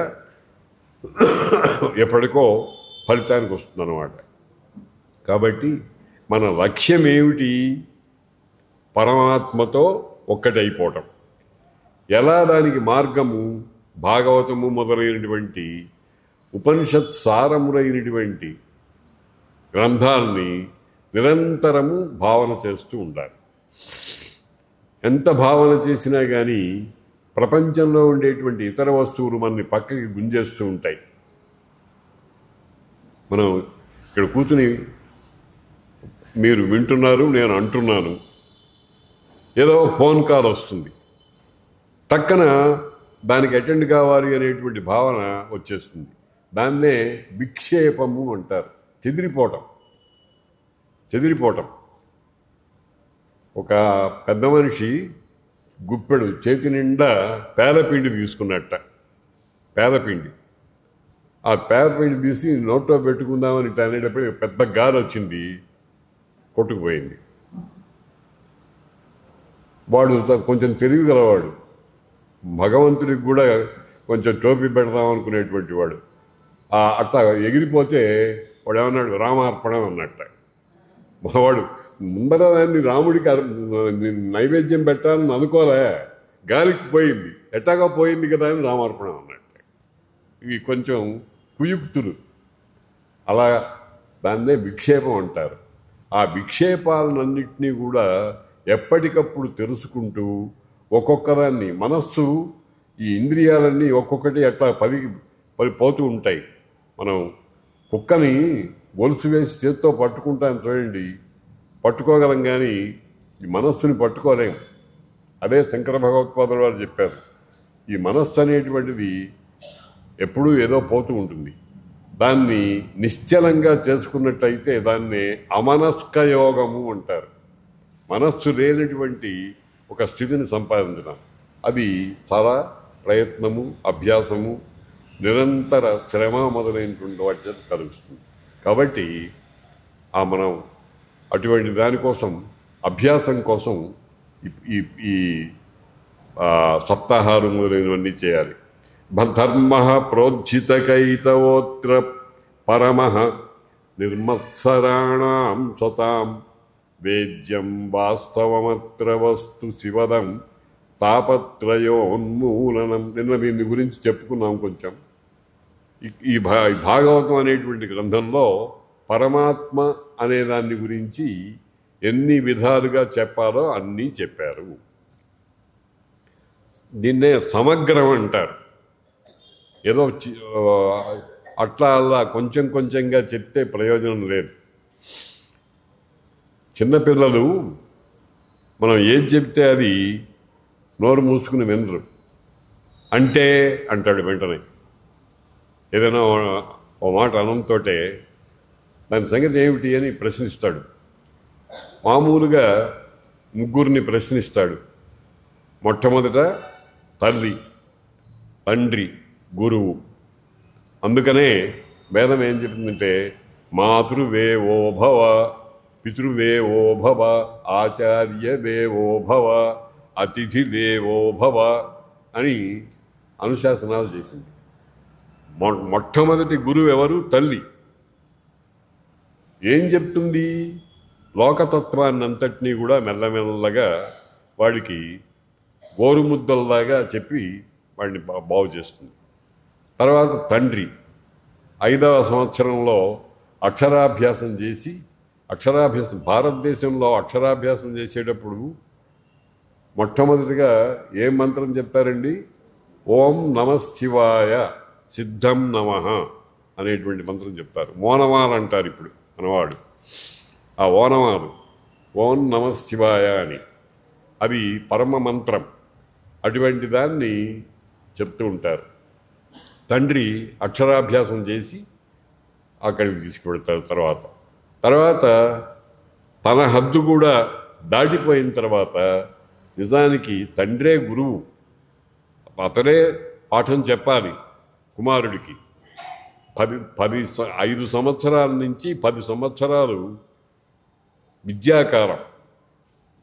మన పెద్దవాళ్ళు ఏం చేశారంటే, కొడుకు పిల్లవాడు ఉన్నాడు అనుకోండి, వాడిని మొదట 5 సంవత్సరాలు రాజుగారిని చూసినట్టు చూడాలట. రాజవత్ పంచవర్షాణి, 5 సంవత్సరాలు కొడుకుని తండ్రి రాజుగారిని చూసినట్టుగా చూడాలి. రాజుగారిని ఎంత గౌరవంగా చూస్తామో, ఆయన కన్ను తిప్పితే చాలు ఆజ్ఞ వచ్చేస్తుంది, ఆ రకంగా చూడాలి. తర్వాత దశవర్షాణి దాసవత్, అక్కడ 6వ సంవత్సరం మొదలుకొని 15వ సంవత్సరం ముగిసేంత వరకు ఒక దాసుణ్ణి చూసినట్టు చూడాలట కొడుకుని. అంటే అర్థం ఏమిటి? నుంచుంటే ఎందుకు నుంచున్నావు, కూర్చుంటే ఎందుకు కూర్చున్నావు, దండం దశగుణం భవేత్తని అవసరం వస్తే మృదువుగా వాడికి భయము భక్తి రెండూ నేర్పాలి. పుస్తకాలు విద్య అనేటువంటిది మన సనాతన సంప్రదాయంలో ఉండేటువంటి విద్యంతా మట్టి కొట్టుకుపోయింది. ఇప్పుడు ఆవు బొమ్మ వేసి ఆవు, దాని పక్కన దూడ, ఏదో ఇటువంటివి చెప్పడం ప్రారంభించాం. ఆంగ్లేయ సంపర్కం చేత విద్యా విధానం అంతా సర్వనాశనం అయిపోయింది. ఈ 10 సంవత్సరాల్లో వాడికి 14 విద్యలు నేర్పేవాడట. 14 విద్యలు. అంగాని వేదాశ్చత్వారః, 4 వేదాలు, 6 అంగాలు, పురాణము, ధర్మశాస్త్రము, వీటినన్నింటినీ 14 విద్యలు అంటారు. వీటినన్నింటినీ ఆ 10 ఏళ్లలో చెప్పేవాడు. ప్రాప్తేతు షోడశే వర్షే పుత్రం మిత్రవదాచరేత్, 16వ సంవత్సరం వచ్చేటప్పటికి తండ్రి కొడుకుని మిత్రుడిలాగా చూడాలట. మిత్రుడితో అంటే సంప్రదిస్తూ ఉండడం, ఈ పని చేద్దామా, ఆ పని చేద్దామా, ఈ పని ప్రయోజనం ఇట్లా పొందుదాము అని ఆ రకంగా చూడాలి అని అన్నారు. ఇది ఒక క్రమం, దీన్నే క్రమశిక్షణ అంటారు. ఇప్పుడు డిసిప్లిన్ అనే మాట ఉందే, ఈ డిసిప్లిన్ అనే దానికి క్రమశిక్షణ అనే పేరు పెట్టారు, కానీ నిజానికి దాని పేరు వినయము. డిసిప్లిన్ అని అంటే వినయము అని అర్థం. వినయము అంటే అవతల వాడికి లొంగిపోయి ఉండటం కాదు, విద్యాగ్రహణమునకే వినయం అని పేరు. డిసిప్లిన్ అనే దానికి అదే అర్థం. కాబట్టి ఈ భాగవతంలో ధర్మ ప్రోజ్జిత కైతవోత్ర పరమో నిర్మత్సరాణ అమ్మతం సతాం వేద్యం వాస్తవమత్ర వస్తు శివదం అని నిన్న చెప్పుకున్నాం ఈ శ్లోకాన్ని గురించి. ఇందులో ఏముంది? వాస్తవం ఉంది. వాస్తవము అంటే వస్తు ఉండటం. మనం వాసుదేవుడు అంటూ ఉంటాం. వాసుదేవుడు అంటే ఏమిటి అంటే వాసుదేవుడు అంటే కృష్ణ పరమాత్మ. ఎందుకు వచ్చింది ఆయనకి వాసుదేవుడు అనే పేరు? వసుదేవుని కుమారుడు గనక. సూరవంశమని యదువులలో ఒక వంశం ఉంది. అందులో సూర్యుడు అనేటువంటి పేరు కలిగినటువంటి వాడు ఉన్నాడు. ఆ సూర్యుని యొక్క కుమారుడు వసుదేవుడు. వసుదేవుని కుమారుడు కృష్ణుడు, బలరాముడు, వీళ్ళు. అందుకని వాసుదేవుడు ఉన్నారు. అది చరిత్ర. కానీ వాసుదేవుడు అంటే ఒక చక్కని అర్థం చెప్పాడు సంజయుడు భారతంలో. ఎల్లయందును తా వసించుట, ఎల్లయును తనయందు వసించుటంటూ వాసుదేవుడు పేరుకి అర్థంబు. అందరూ ఆయనలో ఉంటారట, అందరిలో ఆయన ఉంటాడట. భగవద్గీత చెప్పింది కదండి, మనం చదువుకున్నాం. ఈశ్వర సర్వభూతానాం హృద్దేశే అర్జున తిష్టతి. భ్రామయన్ సర్వభూతాని యంత్రారూఢాని మాయయ. మనం కదులుతున్నామంటే, మెదులుతున్నామంటే, నిద్రపోతున్నామంటే, మరి అనేకమైన కార్యాలు చేస్తున్నామంటే లోపల తిప్పే స్వామి ఒక ఆయన ఉన్నాడు. ఆయనే ఈశ్వరుడు, ఆయనే కృష్ణ పరమాత్మ, ఆయనే వాసుదేవుడు. వాసుదేవుడు అనే మాటకు అర్థం అది. ఎల్లయందును తా వసించుట, ఎల్లయును తనయందు వసించుట. అన్నీ ఆయనలో ఉన్నాయి, అన్నిట్లో ఆయన ఉన్నాడు. ఇది కొంచెం సమన్వయించుకోవడం కష్టం, కానీ కొన్ని ఉదాహరణల ద్వారా చూడవచ్చు. ఏమిటంటే, వస్త్రం ఉందనుకోండి, మనం ధరించేటువంటి వస్త్రాలు ఉన్నాయి. ఈ వస్త్రాన్ని దేంతో తయారు చేస్తారు? దారాలతో. దారం దేంతో తయారు చేస్తారు? పత్తితో. ఆ పత్తిని దారంలాగా తయారు చేసి నిలువు దారాలు, అడ్డదారాలు, ఓతప్రోతం అంటారు. అడ్డంగా నిలువుగా వేసి దాన్ని బాగా చక్కగా ఉంచుతారు. ఈ రూపం తయారు కాకముందు దాని పేరు దారము. తయారైన తర్వాత దారం అనే పేరు పోయి వస్త్రమైంది. ఈ వస్త్రాన్నే షర్టు లాగానో, ప్యాంటు లాగానో, మరొకలాగానో వచ్చేటప్పటికి పేరు మారిపోతుంది. దాన్నే వేదాంతంలో చాలా చక్కగా చెప్పారు.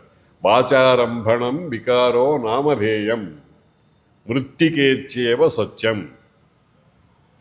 ఏ చిన్న మార్పు వచ్చినా సరే కొత్త పేరు రావాల్సిందే.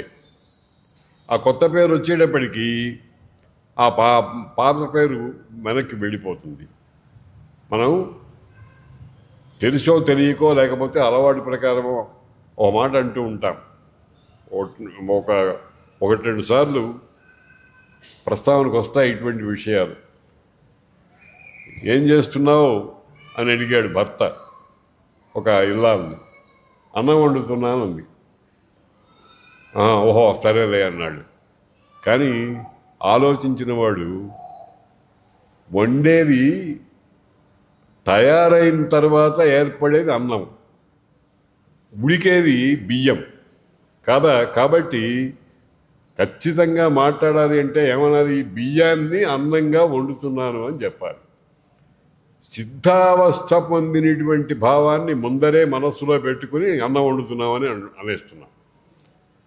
పట్టించుకోవడంలో ఎవరు అలవాటు. కాబట్టి ఇట్లాగే అనేకమైనటువంటి విషయాలు మనం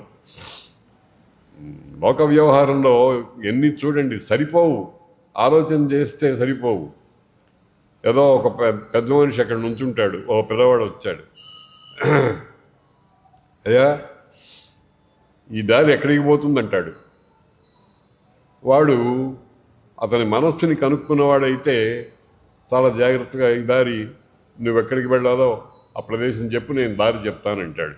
కానీ కొంతమంది కొంటే మనస్తత్వం ఉన్నవాళ్ళు ఉంటారు. నేను చూశాను, పుట్టినప్పటి నుంచి ఈ దారి ఇక్కడే ఉందండి, ఎక్కడికి పోదు అంటాడు. వాడు దారి పోదుగా, ఆ దారిలో మనం పోతే ఎక్కడికి పోతామని అర్థం.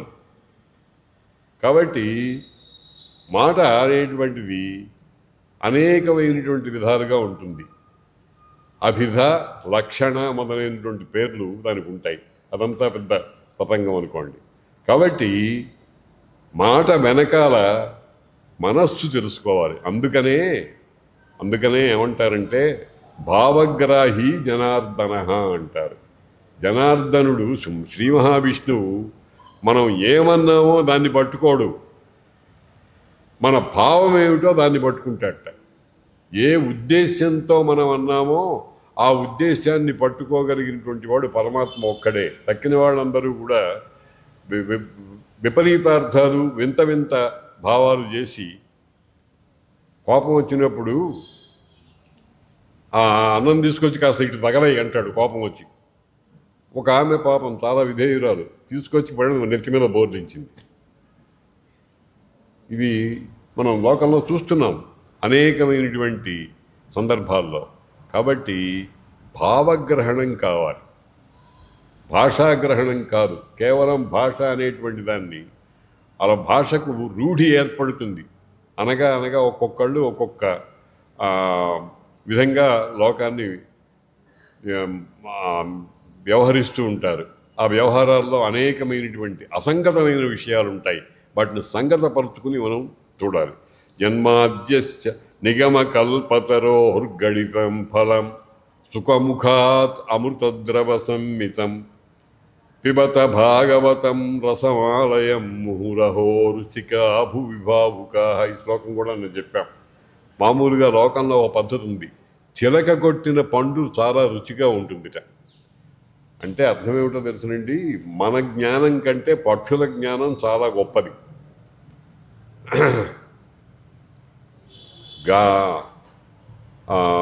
గావః గంధేన పశ్యంతి రాజానశ్చారచక్షుషః. కన్నులతో చూసేటువంటి వాడు, మనమందరం కన్నుతో చూస్తూ ఉంటాం. కన్నుతో చూసేదంతా సత్యం కాకపోవచ్చు. పశువులు పక్షులు మొదలైనవి మనం చూడండి, వర్షాలు వచ్చేటప్పుడు తూనీగలు అవి ఎగురుతూ ఉంటే వర్షం వస్తుంది అని గమనిస్తూ ఉంటాం. మనకంటే భవిష్యత్తు రాబోయేటువంటి విషయాలు వాటికి ఎక్కువ, జంతువులకు ఎక్కువ తెలుస్తూ ఉంటాయి. కనుక చిలక కొట్టినటువంటి పండు దానికి ఎక్కువ రుచి ఉంటుంది అని చెప్తారు. అందుకనే సుఖముఖాత్ అమృతద్రవ సంమితం, అమృతద్రవంలాగా వచ్చినటువంటిది ఈ భాగవతం అనేటువంటి దాన్ని పిబత, త్రాగండి అని చెప్పారు. ఇది నిజంగా అమృతం కంటే చాలా గొప్పది అనేటువంటిది మనం చదవగా ఆ ఫలం అనేటువంటిది యథాయోగ్యంగా మనకు సిద్ధించినప్పుడు తెలుస్తుంది.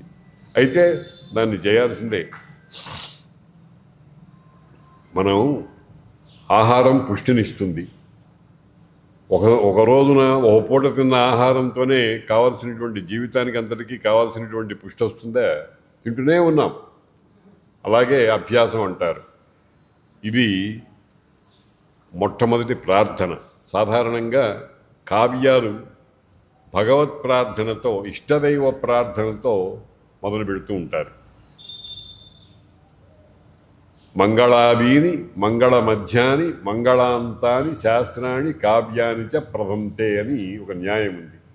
మంగళాదిగా ఉండాలి. ఏదైనా ఒక విషయాన్ని మనం ప్రారంభించేటప్పుడు విఘ్నేశ్వరుడికి పూజ చేసి కొబ్బరికాయ కొట్టి నమస్కారం చేసి అప్పుడు గృహప్రవేశం చేస్తాం. ఆ రకంగా మంగళాది అన్నట్టుగా పరమాత్మను గురించి ముఖ్యంగా చెప్పవలసినటువంటి సార సంగ్రహమైన విషయం అంతా చెప్పేసిస్తారు. అయితే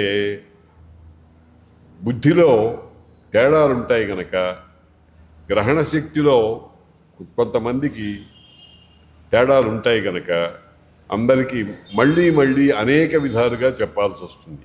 ఒక విషయాన్నే అనేక విషయాలుగా చెప్తారు.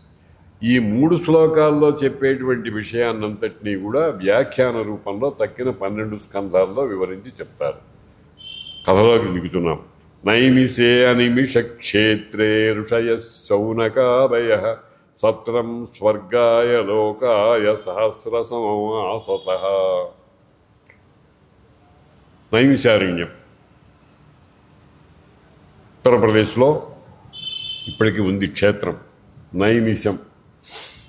ఆ నైమిషం అనే దాని గురించి ఏం చెప్తారంటే, భగవంతుడు ఒక పట్ట చక్రానికి పైన రక్షకంగా ఉండేటువంటి ఇనుప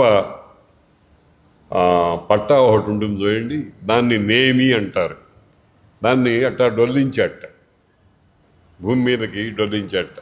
అది అలా పోయి ఒక చోట పడిందిట. నేమి శీర్ణమైన ప్రదేశము నైమిషము అని అంటారు. చాలా పుణ్యస్థలం నైమిషారణ్యం. అది అరణ్యం. అరణ్యం కూడా విద్యాస్థానములు అరణ్యములేనండి.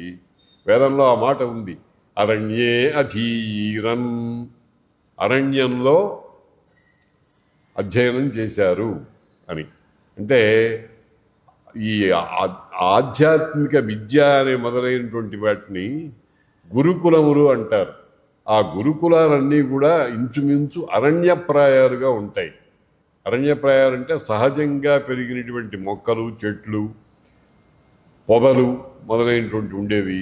తర్వాత కొన్ని జంతువులు, అందరికీ అపకారం చేయకుండా ఉండేటువంటి జంతువులు మొదలైనవి ఉండేటువంటివి.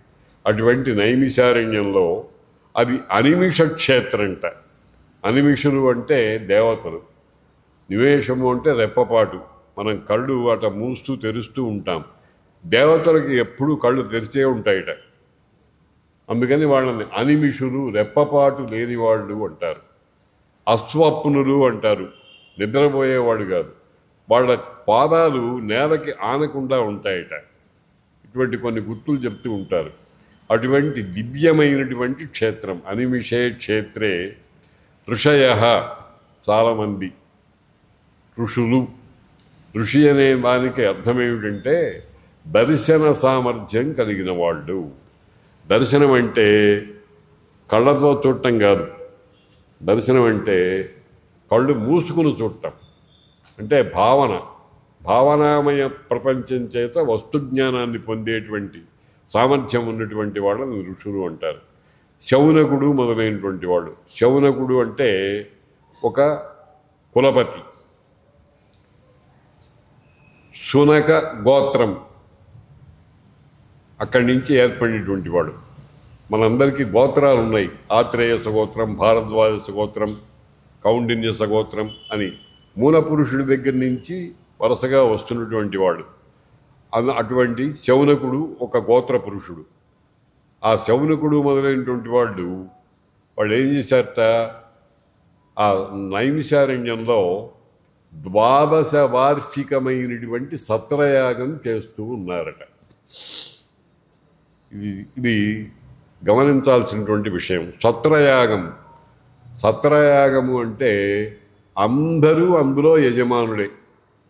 అందులో పాల్గొనే వాళ్ళందరూ యజ్ఞంలో. మామూలుగా ఒక ధర్మరాజు రాజసూయాగం చేశాడనుకోండి, అతనొక్కడే యజమానుడు. కానీ సత్రయాగంలో అందరూ, ఇప్పుడు మీరందరూ కూడా ఈ జ్ఞానయజ్ఞంలో యజమానులే. ఆ రకంగా ఉండేటువంటి వాటిని సత్రయాగం అంటారు. అటువంటి యాగం అంటే ఏమిటి, యజ్ఞం అంటే ఏమిటి? యజ దేవపూజ సంగతి కరణ దానేషు అని దేవపూజ ప్రధానంగా ఉండేటువంటి ప్రక్రియను యాగము అంటారు. దేవపూజ, దేవ అంటే పరమాత్మనే. అటువంటి ఆయన్ని అనేకమైనటువంటి ఉపచారాలతో, షోడశోపచారాలు, చతుషష్ఠిపచారాలు, ఇట్లాగా అనేకమైన ఉపచారాలతో మనం పూజ చేస్తూ ఉంటాం. ఆ రకంగా పూజ చేయటం ఒక ప్రత్యేకమైనటువంటి కల్పం ఉంటుంది. కల్పం అంటే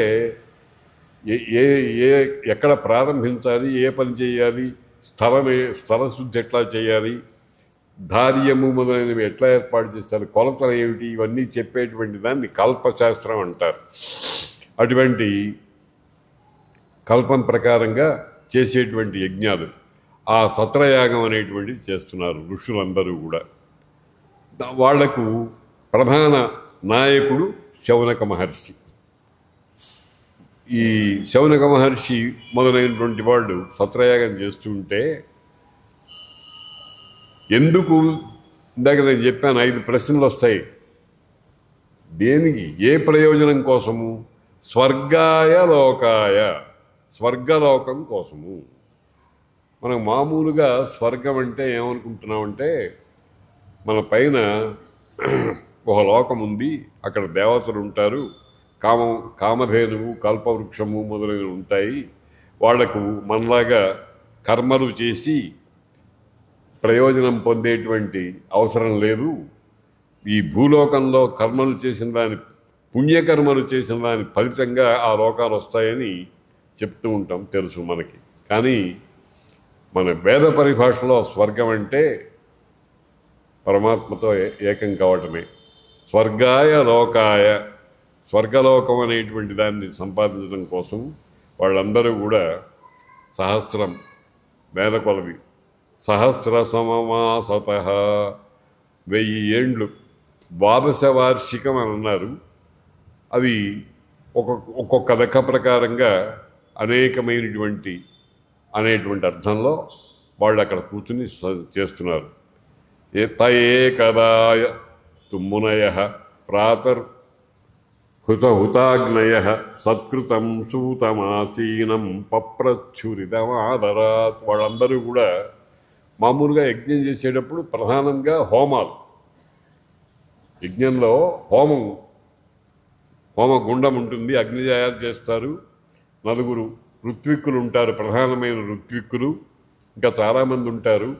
బ్రహ్మ, హోత, అధ్వర్యువు, ఉద్గాత అని 4 ఉంటారు. బ్రహ్మ ప్రధానమైనటువంటి ఋత్విక్కు, ఆయన యజుర్వేదాన్ని ప్రధానంగా అధ్యయనం చేసిన వాడై ఉంటాడు. హోత అనేటువంటి ఆయన ఒక ఆయన. ఉద్గాత సామగానం చేసేటువంటి, సామగానంలో నిపుణుడైనటువంటి వాడిని ఉద్గాత అంటారు. ఇట్లాగా 4 వైపులా కూర్చుని అగ్నిని హోమం చేస్తూ ఉంటారు. ఆ అగ్నిహోత్రంలో ఒక్కొక్క దేవతను ఉద్దేశించి ఈ ఆజ్యము మొదలైన వాటిని వేస్తూ ఉంటారు. ఇది చాలా గొప్ప సైన్స్. మనం యజ్ఞము అనే దాంట్లో అనేక పదార్థాన్ని బూడిద చేసి పారేస్తున్నామని ఏడుస్తారు, కానీ కాదు, అది చాలా పరమ ప్రయోజనం.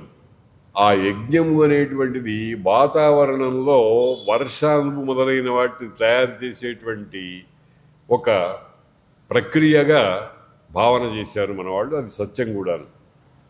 ఇప్పటికి కూడా సహస్ర ఘటాభిషేకాలు అవి చేసి, యజ్ఞాలు అవి చేసి వర్షాలు తెప్పించేటువంటి పని ఇప్పటికి కూడా జరుగుతుంది.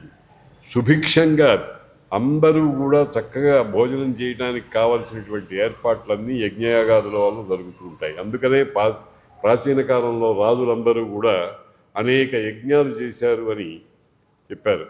భగవద్గీతలో చాలా స్పష్టంగా చెప్పాడు భగవంతుడు, సహ యజ్ఞా ప్రజా సృష్ట్వా పురోవాచ ప్రజాపతి. యజ్ఞాలతో పాటు మనల్ని సృష్టించాట, మనతో పాటు యజ్ఞాలు కూడా సృష్టించాడు. మనము ఒక చోటకి వెళ్ళాలి అని అంటే అనేకమైన సామాన్లు తెచ్చుకుంటాం కదండి. అక్కడ సుఖంగా భోజనం చేయటానికి, పడుకోవటానికి, ఇతరమైన ఏర్పాట్లకు కావాల్సిన వస్తువులన్నీ తెచ్చుకుంటాం లేదా?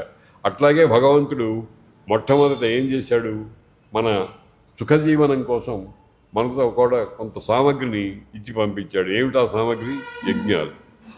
సహ యజ్ఞా ప్రజా సృష్ట్వా పురోవాచ ప్రజాపతి. ఆ బ్రహ్మదేవుడు గారు చెప్పాట, అనేన ప్రసవిష్యధ్వం, అయ్యా దీన్ని ఉపయోగించుకుని మీరు వృద్ధి పొందండి అని చెప్పాడు. ఏషవోస్తు ఇష్టకామధుకు, మీరు ఏది కావాలంటే అది పిండేటువంటి కామధేనువు లాంటిది అవుతుంది మీకు. మనం పెంచుకున్న ఆవు పాలు మాత్రమే ఇస్తుంది. కామధేనువు ఏది అడిగితే అది ఇస్తుంది.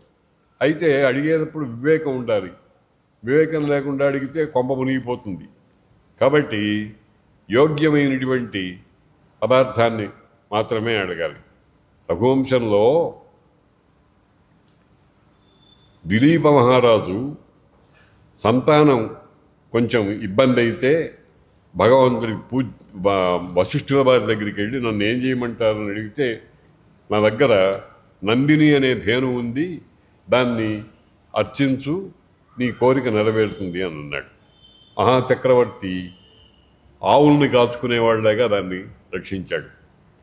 అయిన తర్వాత అది సంతోషించి నాయన ఏదన్నా వరం కోరుకో అన్నది. మామూలుగా మనం ఎవరన్నా వచ్చి వరం కోరుకోమంటే అవివేకంగా దీని నోటికి ఏదొస్తే అది అడిగేస్తూ ఉంటాం. అందుకనే పురాణాల్లో, ఇతిహాసాల్లో ఒక విషయం మీరు గమనించండి, మామూలు బుద్ధి కలిగిన వాడు, వివేకం ఉన్నటువంటి వాడు భగవంతుడు ప్రత్యక్షమై ఏదైనా కోరిక కోరుకోమంటే ఏం కోరుకోవాలో తెలుసునండి. స్వామి, నాకేది మంచిదో నాకంటే నీకే ఎక్కువ తెలుసు, అది ప్రసాదించు అని అడగాలి. మనం ఏదన్నా అడిగామనుకోండి, అది ఒక్కొక్కసారి మన నెత్తి మీద గుదిబండై తలకాయ పగలగొట్టేది కూడా అవుతుంది. కాబట్టి చాలా జాగ్రత్తగా అడగాలి. అందుకనే వివేకం ఉన్నటువంటి వాళ్ళు ఎవ్వరూ కూడా పిచ్చి పిచ్చి కోరికలు కోరలేరు. ధ్రువుడు తపస్సు చేసి భగవంతుడు ప్రత్యక్షమైతే ఏం కోరాడు? నాకు రాజ్యం కావాలి, ఆ స్థానాభిలాషి అతడు. తండ్రి తొడ మీద కూర్చోనివ్వలేదు సవతి తల్లి, దాంతో కోపం వచ్చి వెళ్ళి తపస్సు చేశాడు. కాబట్టి వరాలు అడిగేటప్పుడు చాలా జాగ్రత్తగా ఉండాలి. ఆ జాగ్రత్త లేకపోతే వరమే శాపం అవుతుంది. అందుచేత సాధారణంగా వివేకం ఉన్నటువంటి వాడు ఎవరు ఏమీ అడగడు, భగవంతుడే అనుగ్రహిస్తాడు. కనుక ఈ తపస్సు చేసినప్పుడు వాళ్ళు ఏం చేస్తారు? యజ్ఞాలు అవి చేస్తారు. సహయజ్ఞా ప్రజా సృష్ట్వా పురోవాచ ప్రజాపతి అనేన ప్రసవిష్యధ్వం. దీంతో మీరు ఉత్పత్తి జీవితాన్నంతా సాగించండి, పెంపొందండి అని చెప్పాడు. దేవాన్ భావయత అనేనా, దీంతో మీరు దేవతల్ని ప్రార్థించండి, దేవతలకు తృప్తి కలిగించండి. దేవాన్ భావయత అనేనా తే దేవా భావయంతు వః. మనము అగ్నయే స్వాహ, ఇంద్రాయ స్వాహ, వరుణాయ స్వాహ అని ఆ అగ్నిగుండంలో ఆజ్యము, చెరువు, సమిధరు మొదలైనవి వేస్తే ఆ అగ్నిదేవుడు వాళ్లకు తీసుకెళ్ళి అవన్నీ ఇచ్చి వాళ్ళ ద్వారా మనకు కావాల్సినవేవో ఇస్తారు. వాళ్ళు వివేకవంతులు కనుక మనకి ఏది క్షేమమో ఏది యోగమో దాన్నే ఇస్తారు, ఏది పడితే అది ఇవ్వరు. కాబట్టి అనేన ప్రసవిష్యధ్వం ఏషవోస్త్విష్టకామధుకు దేవాన్ భావయత అనేన తే దేవా భావయంతు వః పరస్పరం భావయంతః. ఇచ్చి పుచ్చుకోవడం, మనం ఇస్తున్నాము, పుచ్చుకుంటున్నాము. మనం ఇచ్చేది వాళ్ళు పుచ్చుకుంటున్నారు, ఇస్తున్నారు. ఈ హేతువాదులు అనేవాళ్ళు కొంచెం పిచ్చి పిచ్చి ప్రశ్నలు అడుగుతూ ఉంటారు. ఏమండి, దేవతలు ఎక్కడో స్వర్గంలో కొన్ని వేల కిలోమీటర్ల పైన మనకు కనపడని చోట ఉన్నారని కదా పురాణాలు అవి చెబుతున్నాయి. మీరేమో ఇక్కడ మీ ఇంట్లో కూర్చుని ఒక ధార్యం ఏర్పాటు చేసుకుని అగ్నిహోత్రాన్ని చేసి ఇంత నెయ్యి పోసి ఏదో అంత వస్తుంది ఇంత వస్తుంది అని అనుకుంటున్నారే, ఇది ఎట్లా కుదురుతుందండి అని కొంతమంది హేతువాదులు అడుగుతూ ఉంటారు. దానికి దేవతలు ఎక్కడో లేరు, ఎక్కడ పడితే అక్కడే ఉన్నారు. మన పురాణాలు, ఇతిహాసాలు వీటినన్నింటినీ జాగ్రత్తగా భావన చేస్తే అగ్నిదేవుడు అంటున్నాం, వాయుదేవుడు అంటున్నాం, జలదేవత అంటున్నాం, భూదేవి అంటున్నాం. ఇవన్నీ మన చుట్టూ ఉన్నాయా లేవా? కాబట్టి దేవతలు ఇక్కడే ఉన్నారు, అక్కడ లేరు అనేటువంటి ప్రశ్న లేదు.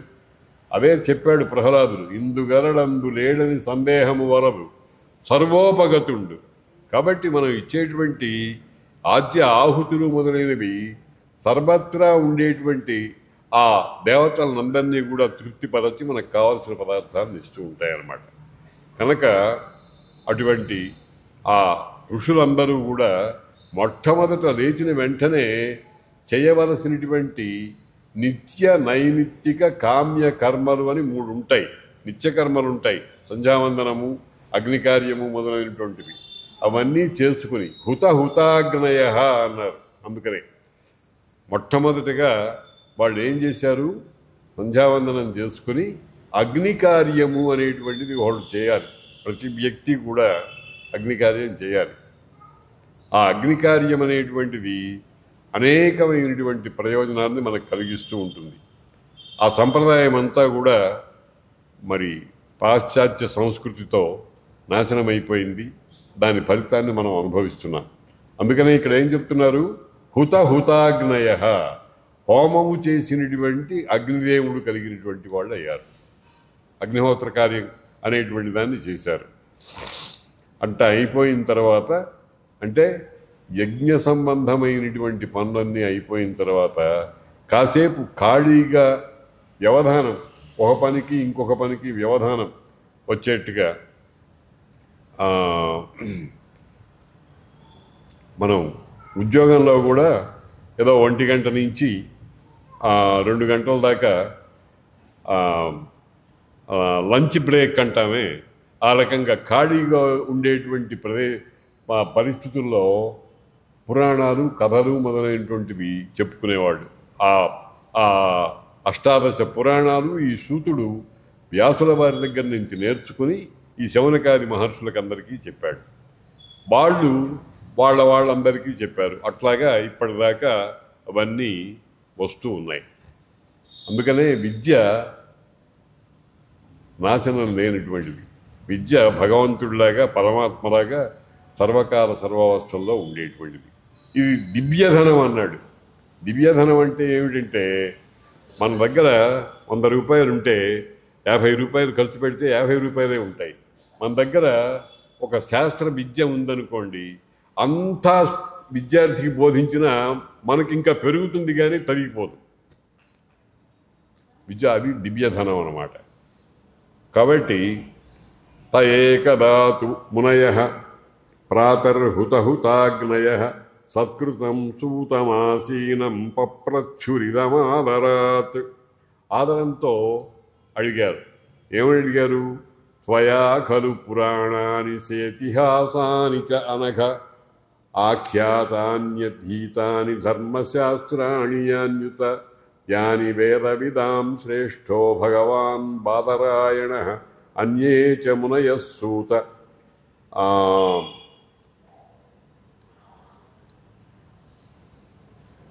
పరావరవిదో విదుహు. ఆ సూతుడిని కూర్చోబెట్టుకుని, అయ్యా నీవు బాదరాయణుల వారి దగ్గర నుంచి అన్ని రకాలైనటువంటి విద్యలు నేర్చుకున్నావు. ఆ నేర్చుకున్నటువంటి వాటిని సద్వినియోగం చెయ్యి, మాకేదన్నా చెప్పు. ప్రాయేణ అల్పాయుష సభ్య కళావస్మిన్ యుగే జనే. ఈ కలియుగంలో జనులందరూ కూడా అల్పాయుష్కులు, అంటే ఎక్కువ కాలం బతకరు. మామూలుగా కలియుగంలో పూర్ణాయుర్దాయము 116 సంవత్సరాలని చెప్తారు. మనం చాలామంది 60-70 సంవత్సరాలు, ఇప్పుడు యావరేజ్ వయస్సు 60 ఎంతో అని అంటున్నారు లెక్కలు. ప్రభుత్వ లెక్కల ప్రకారంగా యావరేజ్ 40-50 ఎంతో ఉంది. తగ్గిపోయింది. కలియుగం యొక్క లక్షణం అది. ఎందుకనంటే కలి అంటేనే పాపము. ఆ పాపం అనేటువంటిది ధర్మము 4 పాదాలు 3 పాదాలు పోయి ఒక ఒంటి పాదం మీద నిలిస్తే ఎట్లా ఉంటుందో అట్లా ఉన్నటువంటిది.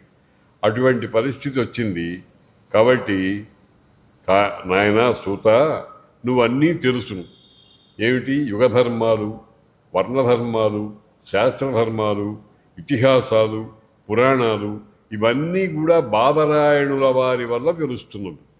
బాదరాయణుడు అంటే బదరీ క్షేత్రంలో స్థానంగా పెట్టుకుని తపస్సు చేసేటువంటి వ్యాస మహర్షి వారు. వ్యాసుల వారికి అనేకమైన పేర్లు ఉన్నాయి. అసలు వ్యాసుల వారి అసలు పేరు కృష్ణుడు. కృష్ణుడు వ్యాసులకి పుట్టినప్పుడు ఏర్పడిన పేరు. కృష్ణుడు అంటే నీలవర్ణం కలిగినటువంటి వాడు. మనకు పురాణాల్లో ఇతిహాసాల్లో ప్రసిద్ధంగా 4 కృష్ణులు ఉన్నారు. ఒక ఆయన వాసుదేవ కృష్ణుడు, ఇంకొక ఆయన కృష్ణద్వైపాయనుడు వ్యాసుల వారు, ఇంకొకతడు అర్జునుడు, ద్రౌపది.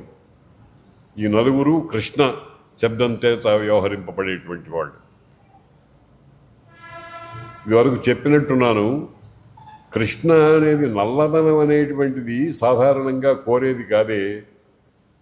ఎవరైనా తమ పిల్లలకి మేలిమి బంగారు వర్ణంతో పుట్టాలి అని కోరుకుంటూ ఉంటారు. ఎందుకంటే శ్రేష్టము అటువంటిది. నలుపేమో బొగ్గు రంగు. దీన్ని ఎవరు అపేక్ష చేయరే. మరి మీ భగవంతుడికి నల్లనివాడు అని పేరు పెట్టారేమిటి అని ఒక బ్రిటిష్ వాడు మెడ్రాస్లో ఒక హై స్కూల్లో ఆంగ్లేయుడు డిఈఓగా వచ్చి క్లాస్లో అడిగేట పిల్లల్ని. టీచర్ పాఠం చెబుతున్నాడు. ఆ టీచర్కి కూడా ఏం తెలియలేదు. ఒక 12 ఏళ్ల వయస్సు కలిగినటువంటి ఒక కుర్రాడు, నీలవర్ణము అనంతత్వానికి చిహ్నమండి, అందుచేత మా దేవుడికి కృష్ణుడు అని పేరు పెట్టారు అని చెప్పాట. నీలవర్ణము అనంతము అంటే దానికి అంతం లేదు. అంతం లేనివాడు ఎవరు? భగవంతుడు. సత్యం జ్ఞానం అనంతం బ్రహ్మ అన్నాం కదా, ఆ అనంతమే నీలవర్ణం చేత అభివ్యక్తమవుతుంది అని చెప్పాడు. ఎలాగా అని అడిగట్టు ఆయన. ఆకాశం ఏ రంగులో ఉందండి, సముద్రం ఏ రంగులో ఉందండి అని అడిగాడు. సముద్రము ఆకాశము అనంతంగా అని చెప్పి చాలా సంతోషపడ్డాడు.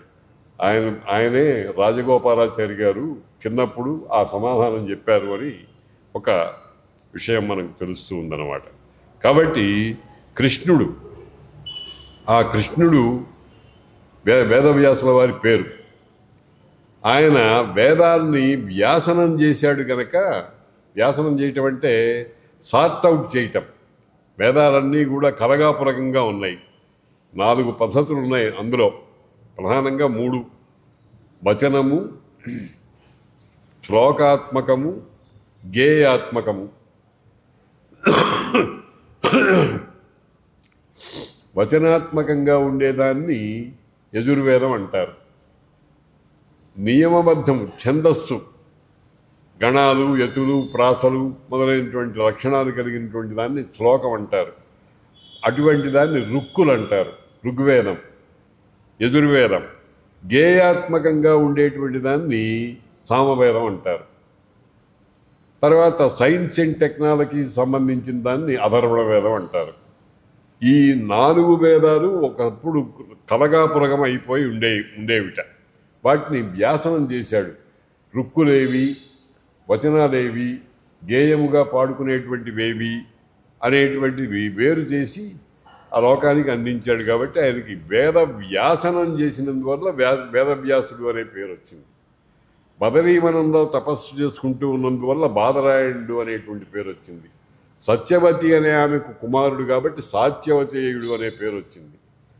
ఇంకా అనేకమైన పేర్లు ఉన్నాయి. వేదవ్యాస అష్టోత్తర నామాన్ని నా చేత తయారు చేయించారు జడ్జి గారు, పమిడికంఠం కోదండరామయ్య గారు. ఆ పేర్లన్నీ కూడా అర్థవంతమైనటువంటివి. తర్వాత అపాంతరతముడు అని ఇంకొక పేరు కూడా ఉంది. అపగతమైనటువంటి లోపల ఆ ప్రతి హృదయంలో ఉండేటువంటి తమస్సు, అజ్ఞానం అనేటువంటి దాన్ని తొలగించిన వాడు అని పేరుంది. వ్యాసాయ విష్ణురూపాయ వ్యాసరూపాయ విష్ణవే నమో వై బ్రహ్మనిధయే వాసిష్ఠాయ నమో నమః అని వ్యాసుల వారిని సాక్షాత్తు పరమాత్మగానే భావిస్తుంది భారతదేశం సంప్రదాయం. అటువంటి ఆయన వల్ల నీవు పురాణాలు, ఇతిహాసాలు ఎన్నండి చూడండి. వ్యాసుల వారు రచించిన గ్రంథాలు 18 పురాణాలు, భారతం 1,25,000 శ్లోకాలు కలిగినటువంటి భారతం, 18,000 శ్లోకాలు కలిగినటువంటి భాగవతం. ఎన్ని రకాలు! నేను చమత్కారంగా అంటూ ఉంటాను, ఆయన ఒక పెద్ద సూపర్ మార్కెట్ ఓపెన్ చేశాడు. ఎవరికి ఏది కావాలంటే అది అక్కడ దొరుకుతుంది. అక్కడ లేదు అనే ప్రశ్న లేదు. జ్ఞానము అనే దానికి సంబంధించినటువంటి సర్వ పదార్థాలు లభ్యమయ్యే ఒక పెద్ద సూపర్ మార్కెట్ వేదవ్యాసుల వారు. అటువంటి ఆ వేదవ్యాసుల వారి దగ్గర నీవు ఆ విద్యలన్నీ గ్రహించావు. మాకు చెప్పాయా ఏమిటి ఇక్కడ?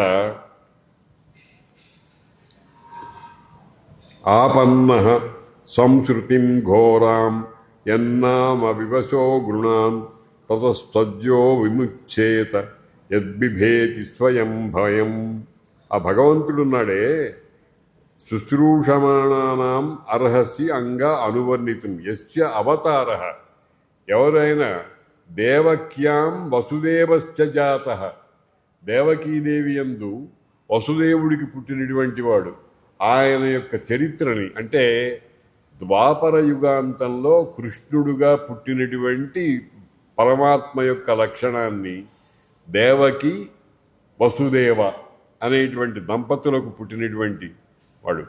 అంటే ఊరికే పుట్టాడు ఆయన, ఎంత కష్టపడితే పుట్టాడు. ఎంతమంది ఆయన్ని నామరూపాలు లేకుండా చేయాలని ప్రయత్నం చేశారు. వాళ్ళందరినీ కూడా అణిచిపారేసేసి నిలబడ్డాడు, జ్ఞానజ్యోతిలాగా నిలబడ్డాడు. కాబట్టి యద్బిభేతి స్వయం భవాన్, అటువంటి దేవక్యాం వసుదేవస్య జాతః యస్య చికీర్షయ తన్న శుశ్రూషమాణానాం. ఏదో పని చేయాలని ఆయన ఏం చేశాడు? దేవకీదేవి యందు వసుదేవుని చేత తాను వాళ్లకు తల్లి తండ్రి అనేటువంటి వ్యవహారం కలిగించాలని ఆయనంతటా ఆయన పుట్టాడు. ఆయన ఒక ప్రణాళిక వేసుకొని ఒక కార్యం కోసం బుద్ధిపూర్వకంగా ఒక తల్లిదండ్రులను ఎన్నుకొని పుడితే దాన్ని అవతారం అంటారు. యాదృచ్ఛికంగా పుడితే పుట్టడం అని అంటారు. రామాయణంలో వాల్మీకి మహర్షి ఒక అద్భుతమైన మాట అన్నారు. పితరం రోచయామాస తదా దశరథం నృపం.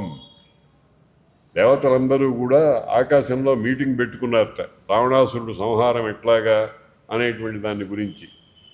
ఇస్తే అప్పుడు విష్ణు వచ్చాడు. విష్ణు వస్తూనే శార్ంగం అనేటువంటి వింటిని మోగించుకుంటూ వచ్చాట. వచ్చి అందరూ కూర్చుని మాట్లాడుతుంటే వాళ్ళు తమ కష్టాలు బాధలు అన్నీ చెప్పుకుంటే అప్పుడు ఆయన అట్లా కింద ఒకసారి అట్లా పరిశీలించి చూసి తాను అవతారానికి యోగ్యమైన స్థలం ఏది అని నిర్ణయించుకున్నట్ట. దశరథ మహారాజు నాకు తండ్రి కావటానికి యోగ్యుడు అని నిర్ణయించుకుని వచ్చాట. పితరం రోచయామాస తదా దశరథం నృపం అని చెప్పారు. ఆ మాట వెనకాల రామాయణ రహస్యాలన్నీ చాలా అద్భుతంగా ఉంటాయి. అలాగే భగవంతుడు ఎప్పుడూ కూడా తల్లిని తండ్రిని దేశాన్ని కాలాన్ని వెళ్ళిపోయేటువంటి స్థితిని కూడా ముందరే నిర్ణయించుకుని రాముడు దశవర్ష సహస్రాణి దశవర్ష శతానిచ రామో రాజ్యం ఉపాసిత్వ స్వస్థానానికి వెళ్ళాడు అని చెప్పారు. అట్లా మొదటే నిర్ణయించుకున్నట్ట. వచ్చే ముందరే 11,000 సంవత్సరాలు నేను భూలోకంలో ఉండి ధర్మాన్ని స్థాపన చేస్తాను అని వచ్చాట. ఆ అవతారాలన్నీ ఆ రకంగా వచ్చినటువంటివే. ఆ కృష్ణుడు కూడా అట్లాగే దేవకి వసుదేవుల్ని తల్లిదండ్రులుగా భావించి భూలోకానికి వచ్చాడు. కాబట్టి ఆయన చరిత్ర మాకు చెప్పవయ్యా మహానుభావ అడిగారు. యత్పాద సంశ్రయా సూత మునయ ప్రశమాయనా సద్య పునంతి. ఆ కృష్ణుణ్ణి మనస్సులో భావన చేసుకొని ఆ కృష్ణుని పాదాలని హృదయస్థలంలో నిలుపుకొని బాహ్య ప్రపంచాన్ని చూడకుండా ఇంద్రియాలన్నింటినీ లోపలికి మలుచుకొని లోపల ఉండేటువంటి ఆ పరమాత్మ తత్వాన్ని ఒక స్వరూపంగా మామూలుగా ఏం చేశారంటే నిర్గుణస్య అవ్యయస్య నిరాకారస్య దేహినః ఉపాసకానాం కార్యార్థం బ్రహ్మణో రూపకల్పన అన్నారు. మనం ఇప్పుడు కృష్ణుడు, రాముడు, శివుడు మొదలైనటువంటి నామరూపాత్మకమైనటువంటి సగుణ రూపాన్ని మనం తయారు చేసుకున్నాం. అది శాస్త్రం ఒప్పుకున్నదే. ఎందుకంటే నామరూపాలు లేనిటువంటి ఒక ఆకాశం లాంటి తత్వాన్ని ఉపాసన చేయడం చాలా కష్టం కనుక ఏర్పాటు చేసుకున్నాం. అందుకని ఆయన కృష్ణుడు ప్రశమ ఆయన సద్య పునంతి ఉపస్పృష్ట్వ ఆయన్ని మనస్సులో పెట్టుకుని పూజ చేస్తే ఇక్కడ చమత్కారంగా ఒక మాట అంటారు, భయానికి భయం వేసి పారిపోతుంది. భయం అనేటువంటిది నా విధేతి కుతశ్చన అని వేదవాక్యం ఒకటి ఉంది. ఏ జ్ఞానము కలిగితే దేని వలన ఏ భయము ఎవరికి కలగదో ఆయన పరమాత్ముడు. నా విధేతి, ఎక్కడ భయము అనేటువంటిది ఉండదు అని అటువంటి వేదం చెప్పిన మాట ఇది. అసలు భయం ఏమిటి? భయం అనేది ఏమిటి? మనం నాకేదో భయం వేస్తుంది, భయం అంటే ఏమిటి? ఏమన్నా ఎప్పుడన్నా ఆలోచించామా? భయం అంటే ఏమిటి అనేటువంటి దాని గురించి ఆలోచించడం పెద్ద మహాకావ్యం. ఆ విషయం చాలా చమత్కారమైన విషయం ఏమిటంటే, ఇంకొకడు ఉంటే భయము, ఇంకొకడు లేకపోతే భయము. వేదంలోనే ఓ మాట చెప్పారు, ద్వితీయాద్వై భయం భవతి. రెండవది ఉంటే భయం కలుగుతుంది, రెండోవాడు లేకపోతే కూడా భయం. ఎవరు లేకపోతే నాకు తోడెవరు లేరు అని భయపడతాడట. చాలా చిత్రమైనటువంటిది. కాబట్టి భయం అంటే అజ్ఞానం అండి. అజ్ఞానం అంటే పరమాత్మ లక్షణాన్ని సరిగా తెలియకపోవటం అనేటువంటిదే భయం. అది మనని సర్వనాశనం చేస్తూ ఉంటుంది. కానీ పరమాత్మ జ్ఞానం కలిగినప్పుడు భయం తోక ముడిచి పారిపోతుందిటే. ఇక్కడ చెప్తున్నారు, యద్బిభేతి స్వయం భయం. ఎవరిని చూచి భయం భయపడుతుందో ఆ పరమాత్మకు గురించి మాకు చెప్పు అని వీళ్ళు అడిగారన్నమాట. ఆ పరమాత్మ ఎవరు? కృష్ణుడు, శ్రీ మహావిష్ణువు. కోవా భగవతస్తస్య, అసలు భగవంతుడంటే ఏమిటి? పుణ్యశ్లోకేపి అకర్మణ శుద్ధికామో నృణుయాద్యశ కలిమలాపహం. అటువంటి ఆ భగవంతుడి గురించి తెలుసుకున్నట్టయితే మనస్సు పరిశుద్ధమవుతుంది. తస్య కళ్యాణి కర్మాణి ఉదారాణి. భగవద్గీతలో చెప్పాడు కదా, జన్మ కర్మచ మే దివ్యం.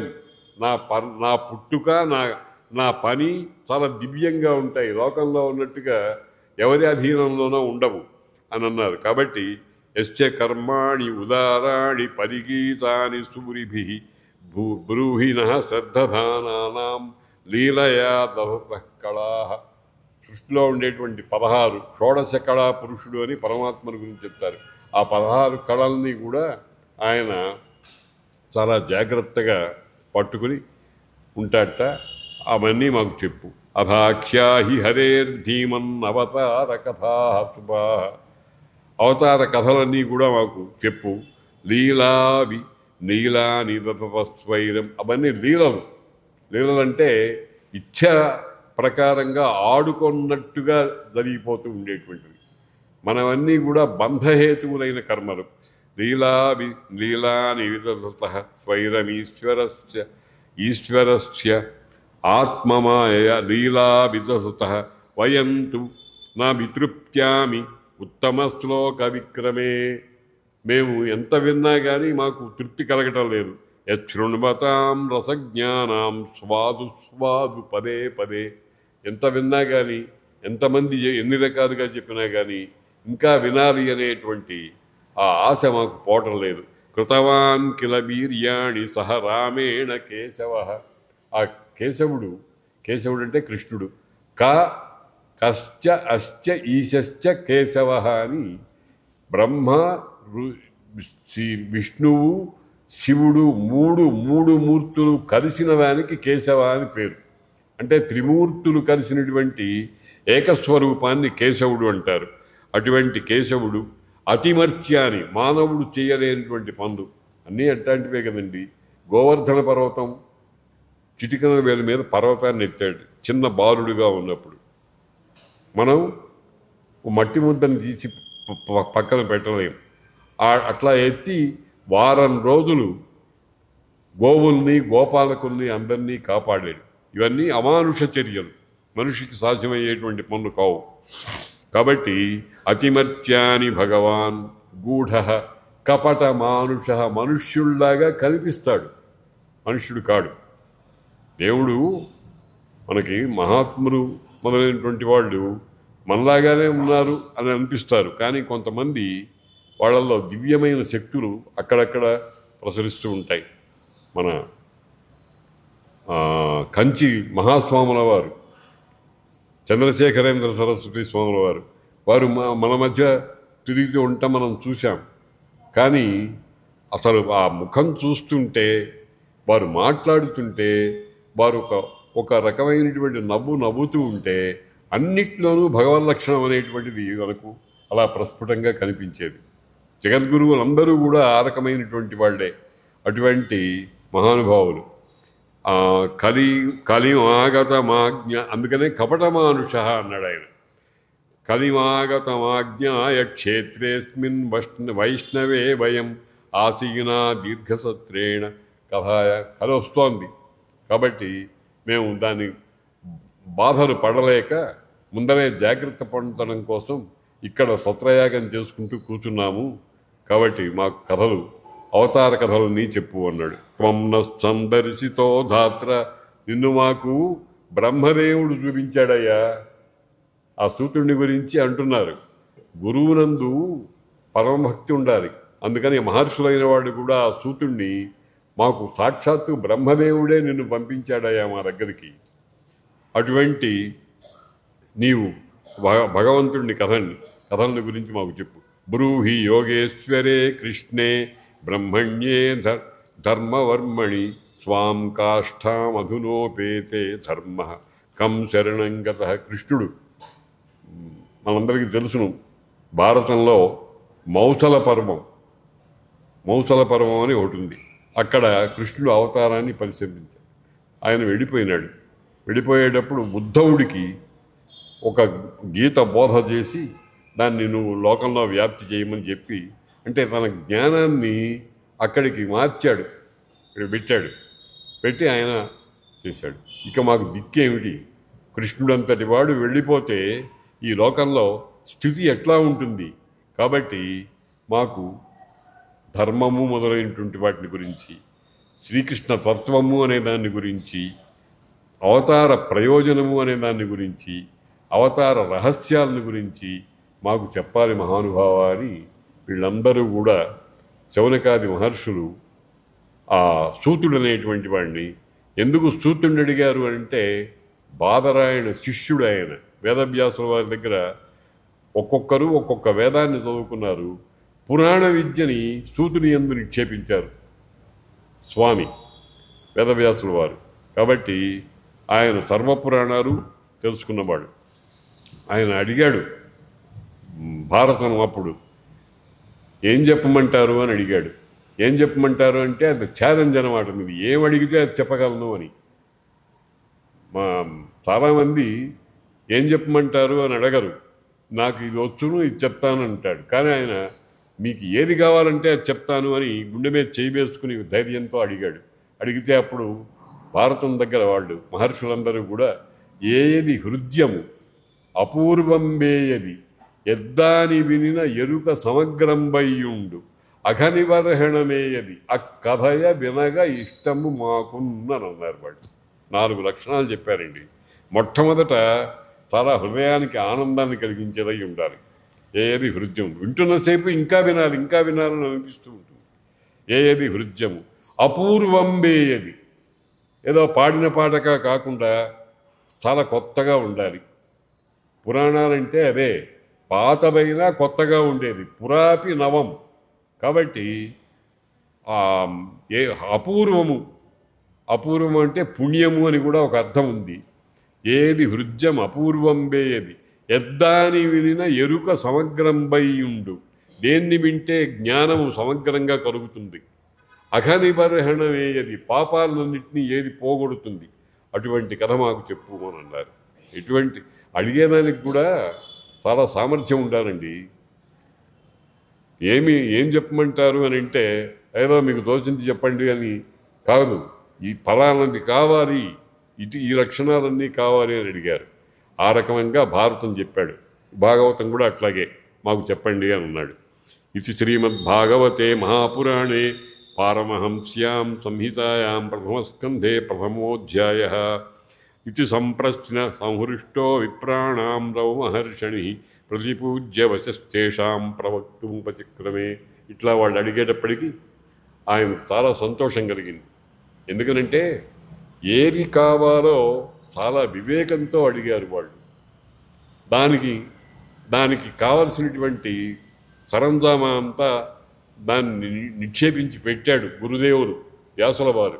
కాబట్టి వాళ్ళు అడిగినటువంటి దాన్ని ఈ హృదయంలో లేకపోతే మెదడులో మూటలు కట్టుకుని పెట్టుకున్నాడు ఆయన. ఏ మూట కావాలంటే ఆ మూట తీసట్టాగా పంచి పెడతాడు ప్రసాదం. అటువంటి ఆయన చాలా సంతోషించి చెప్పడం ప్రారంభించారన్నాడు. స్వస్తి.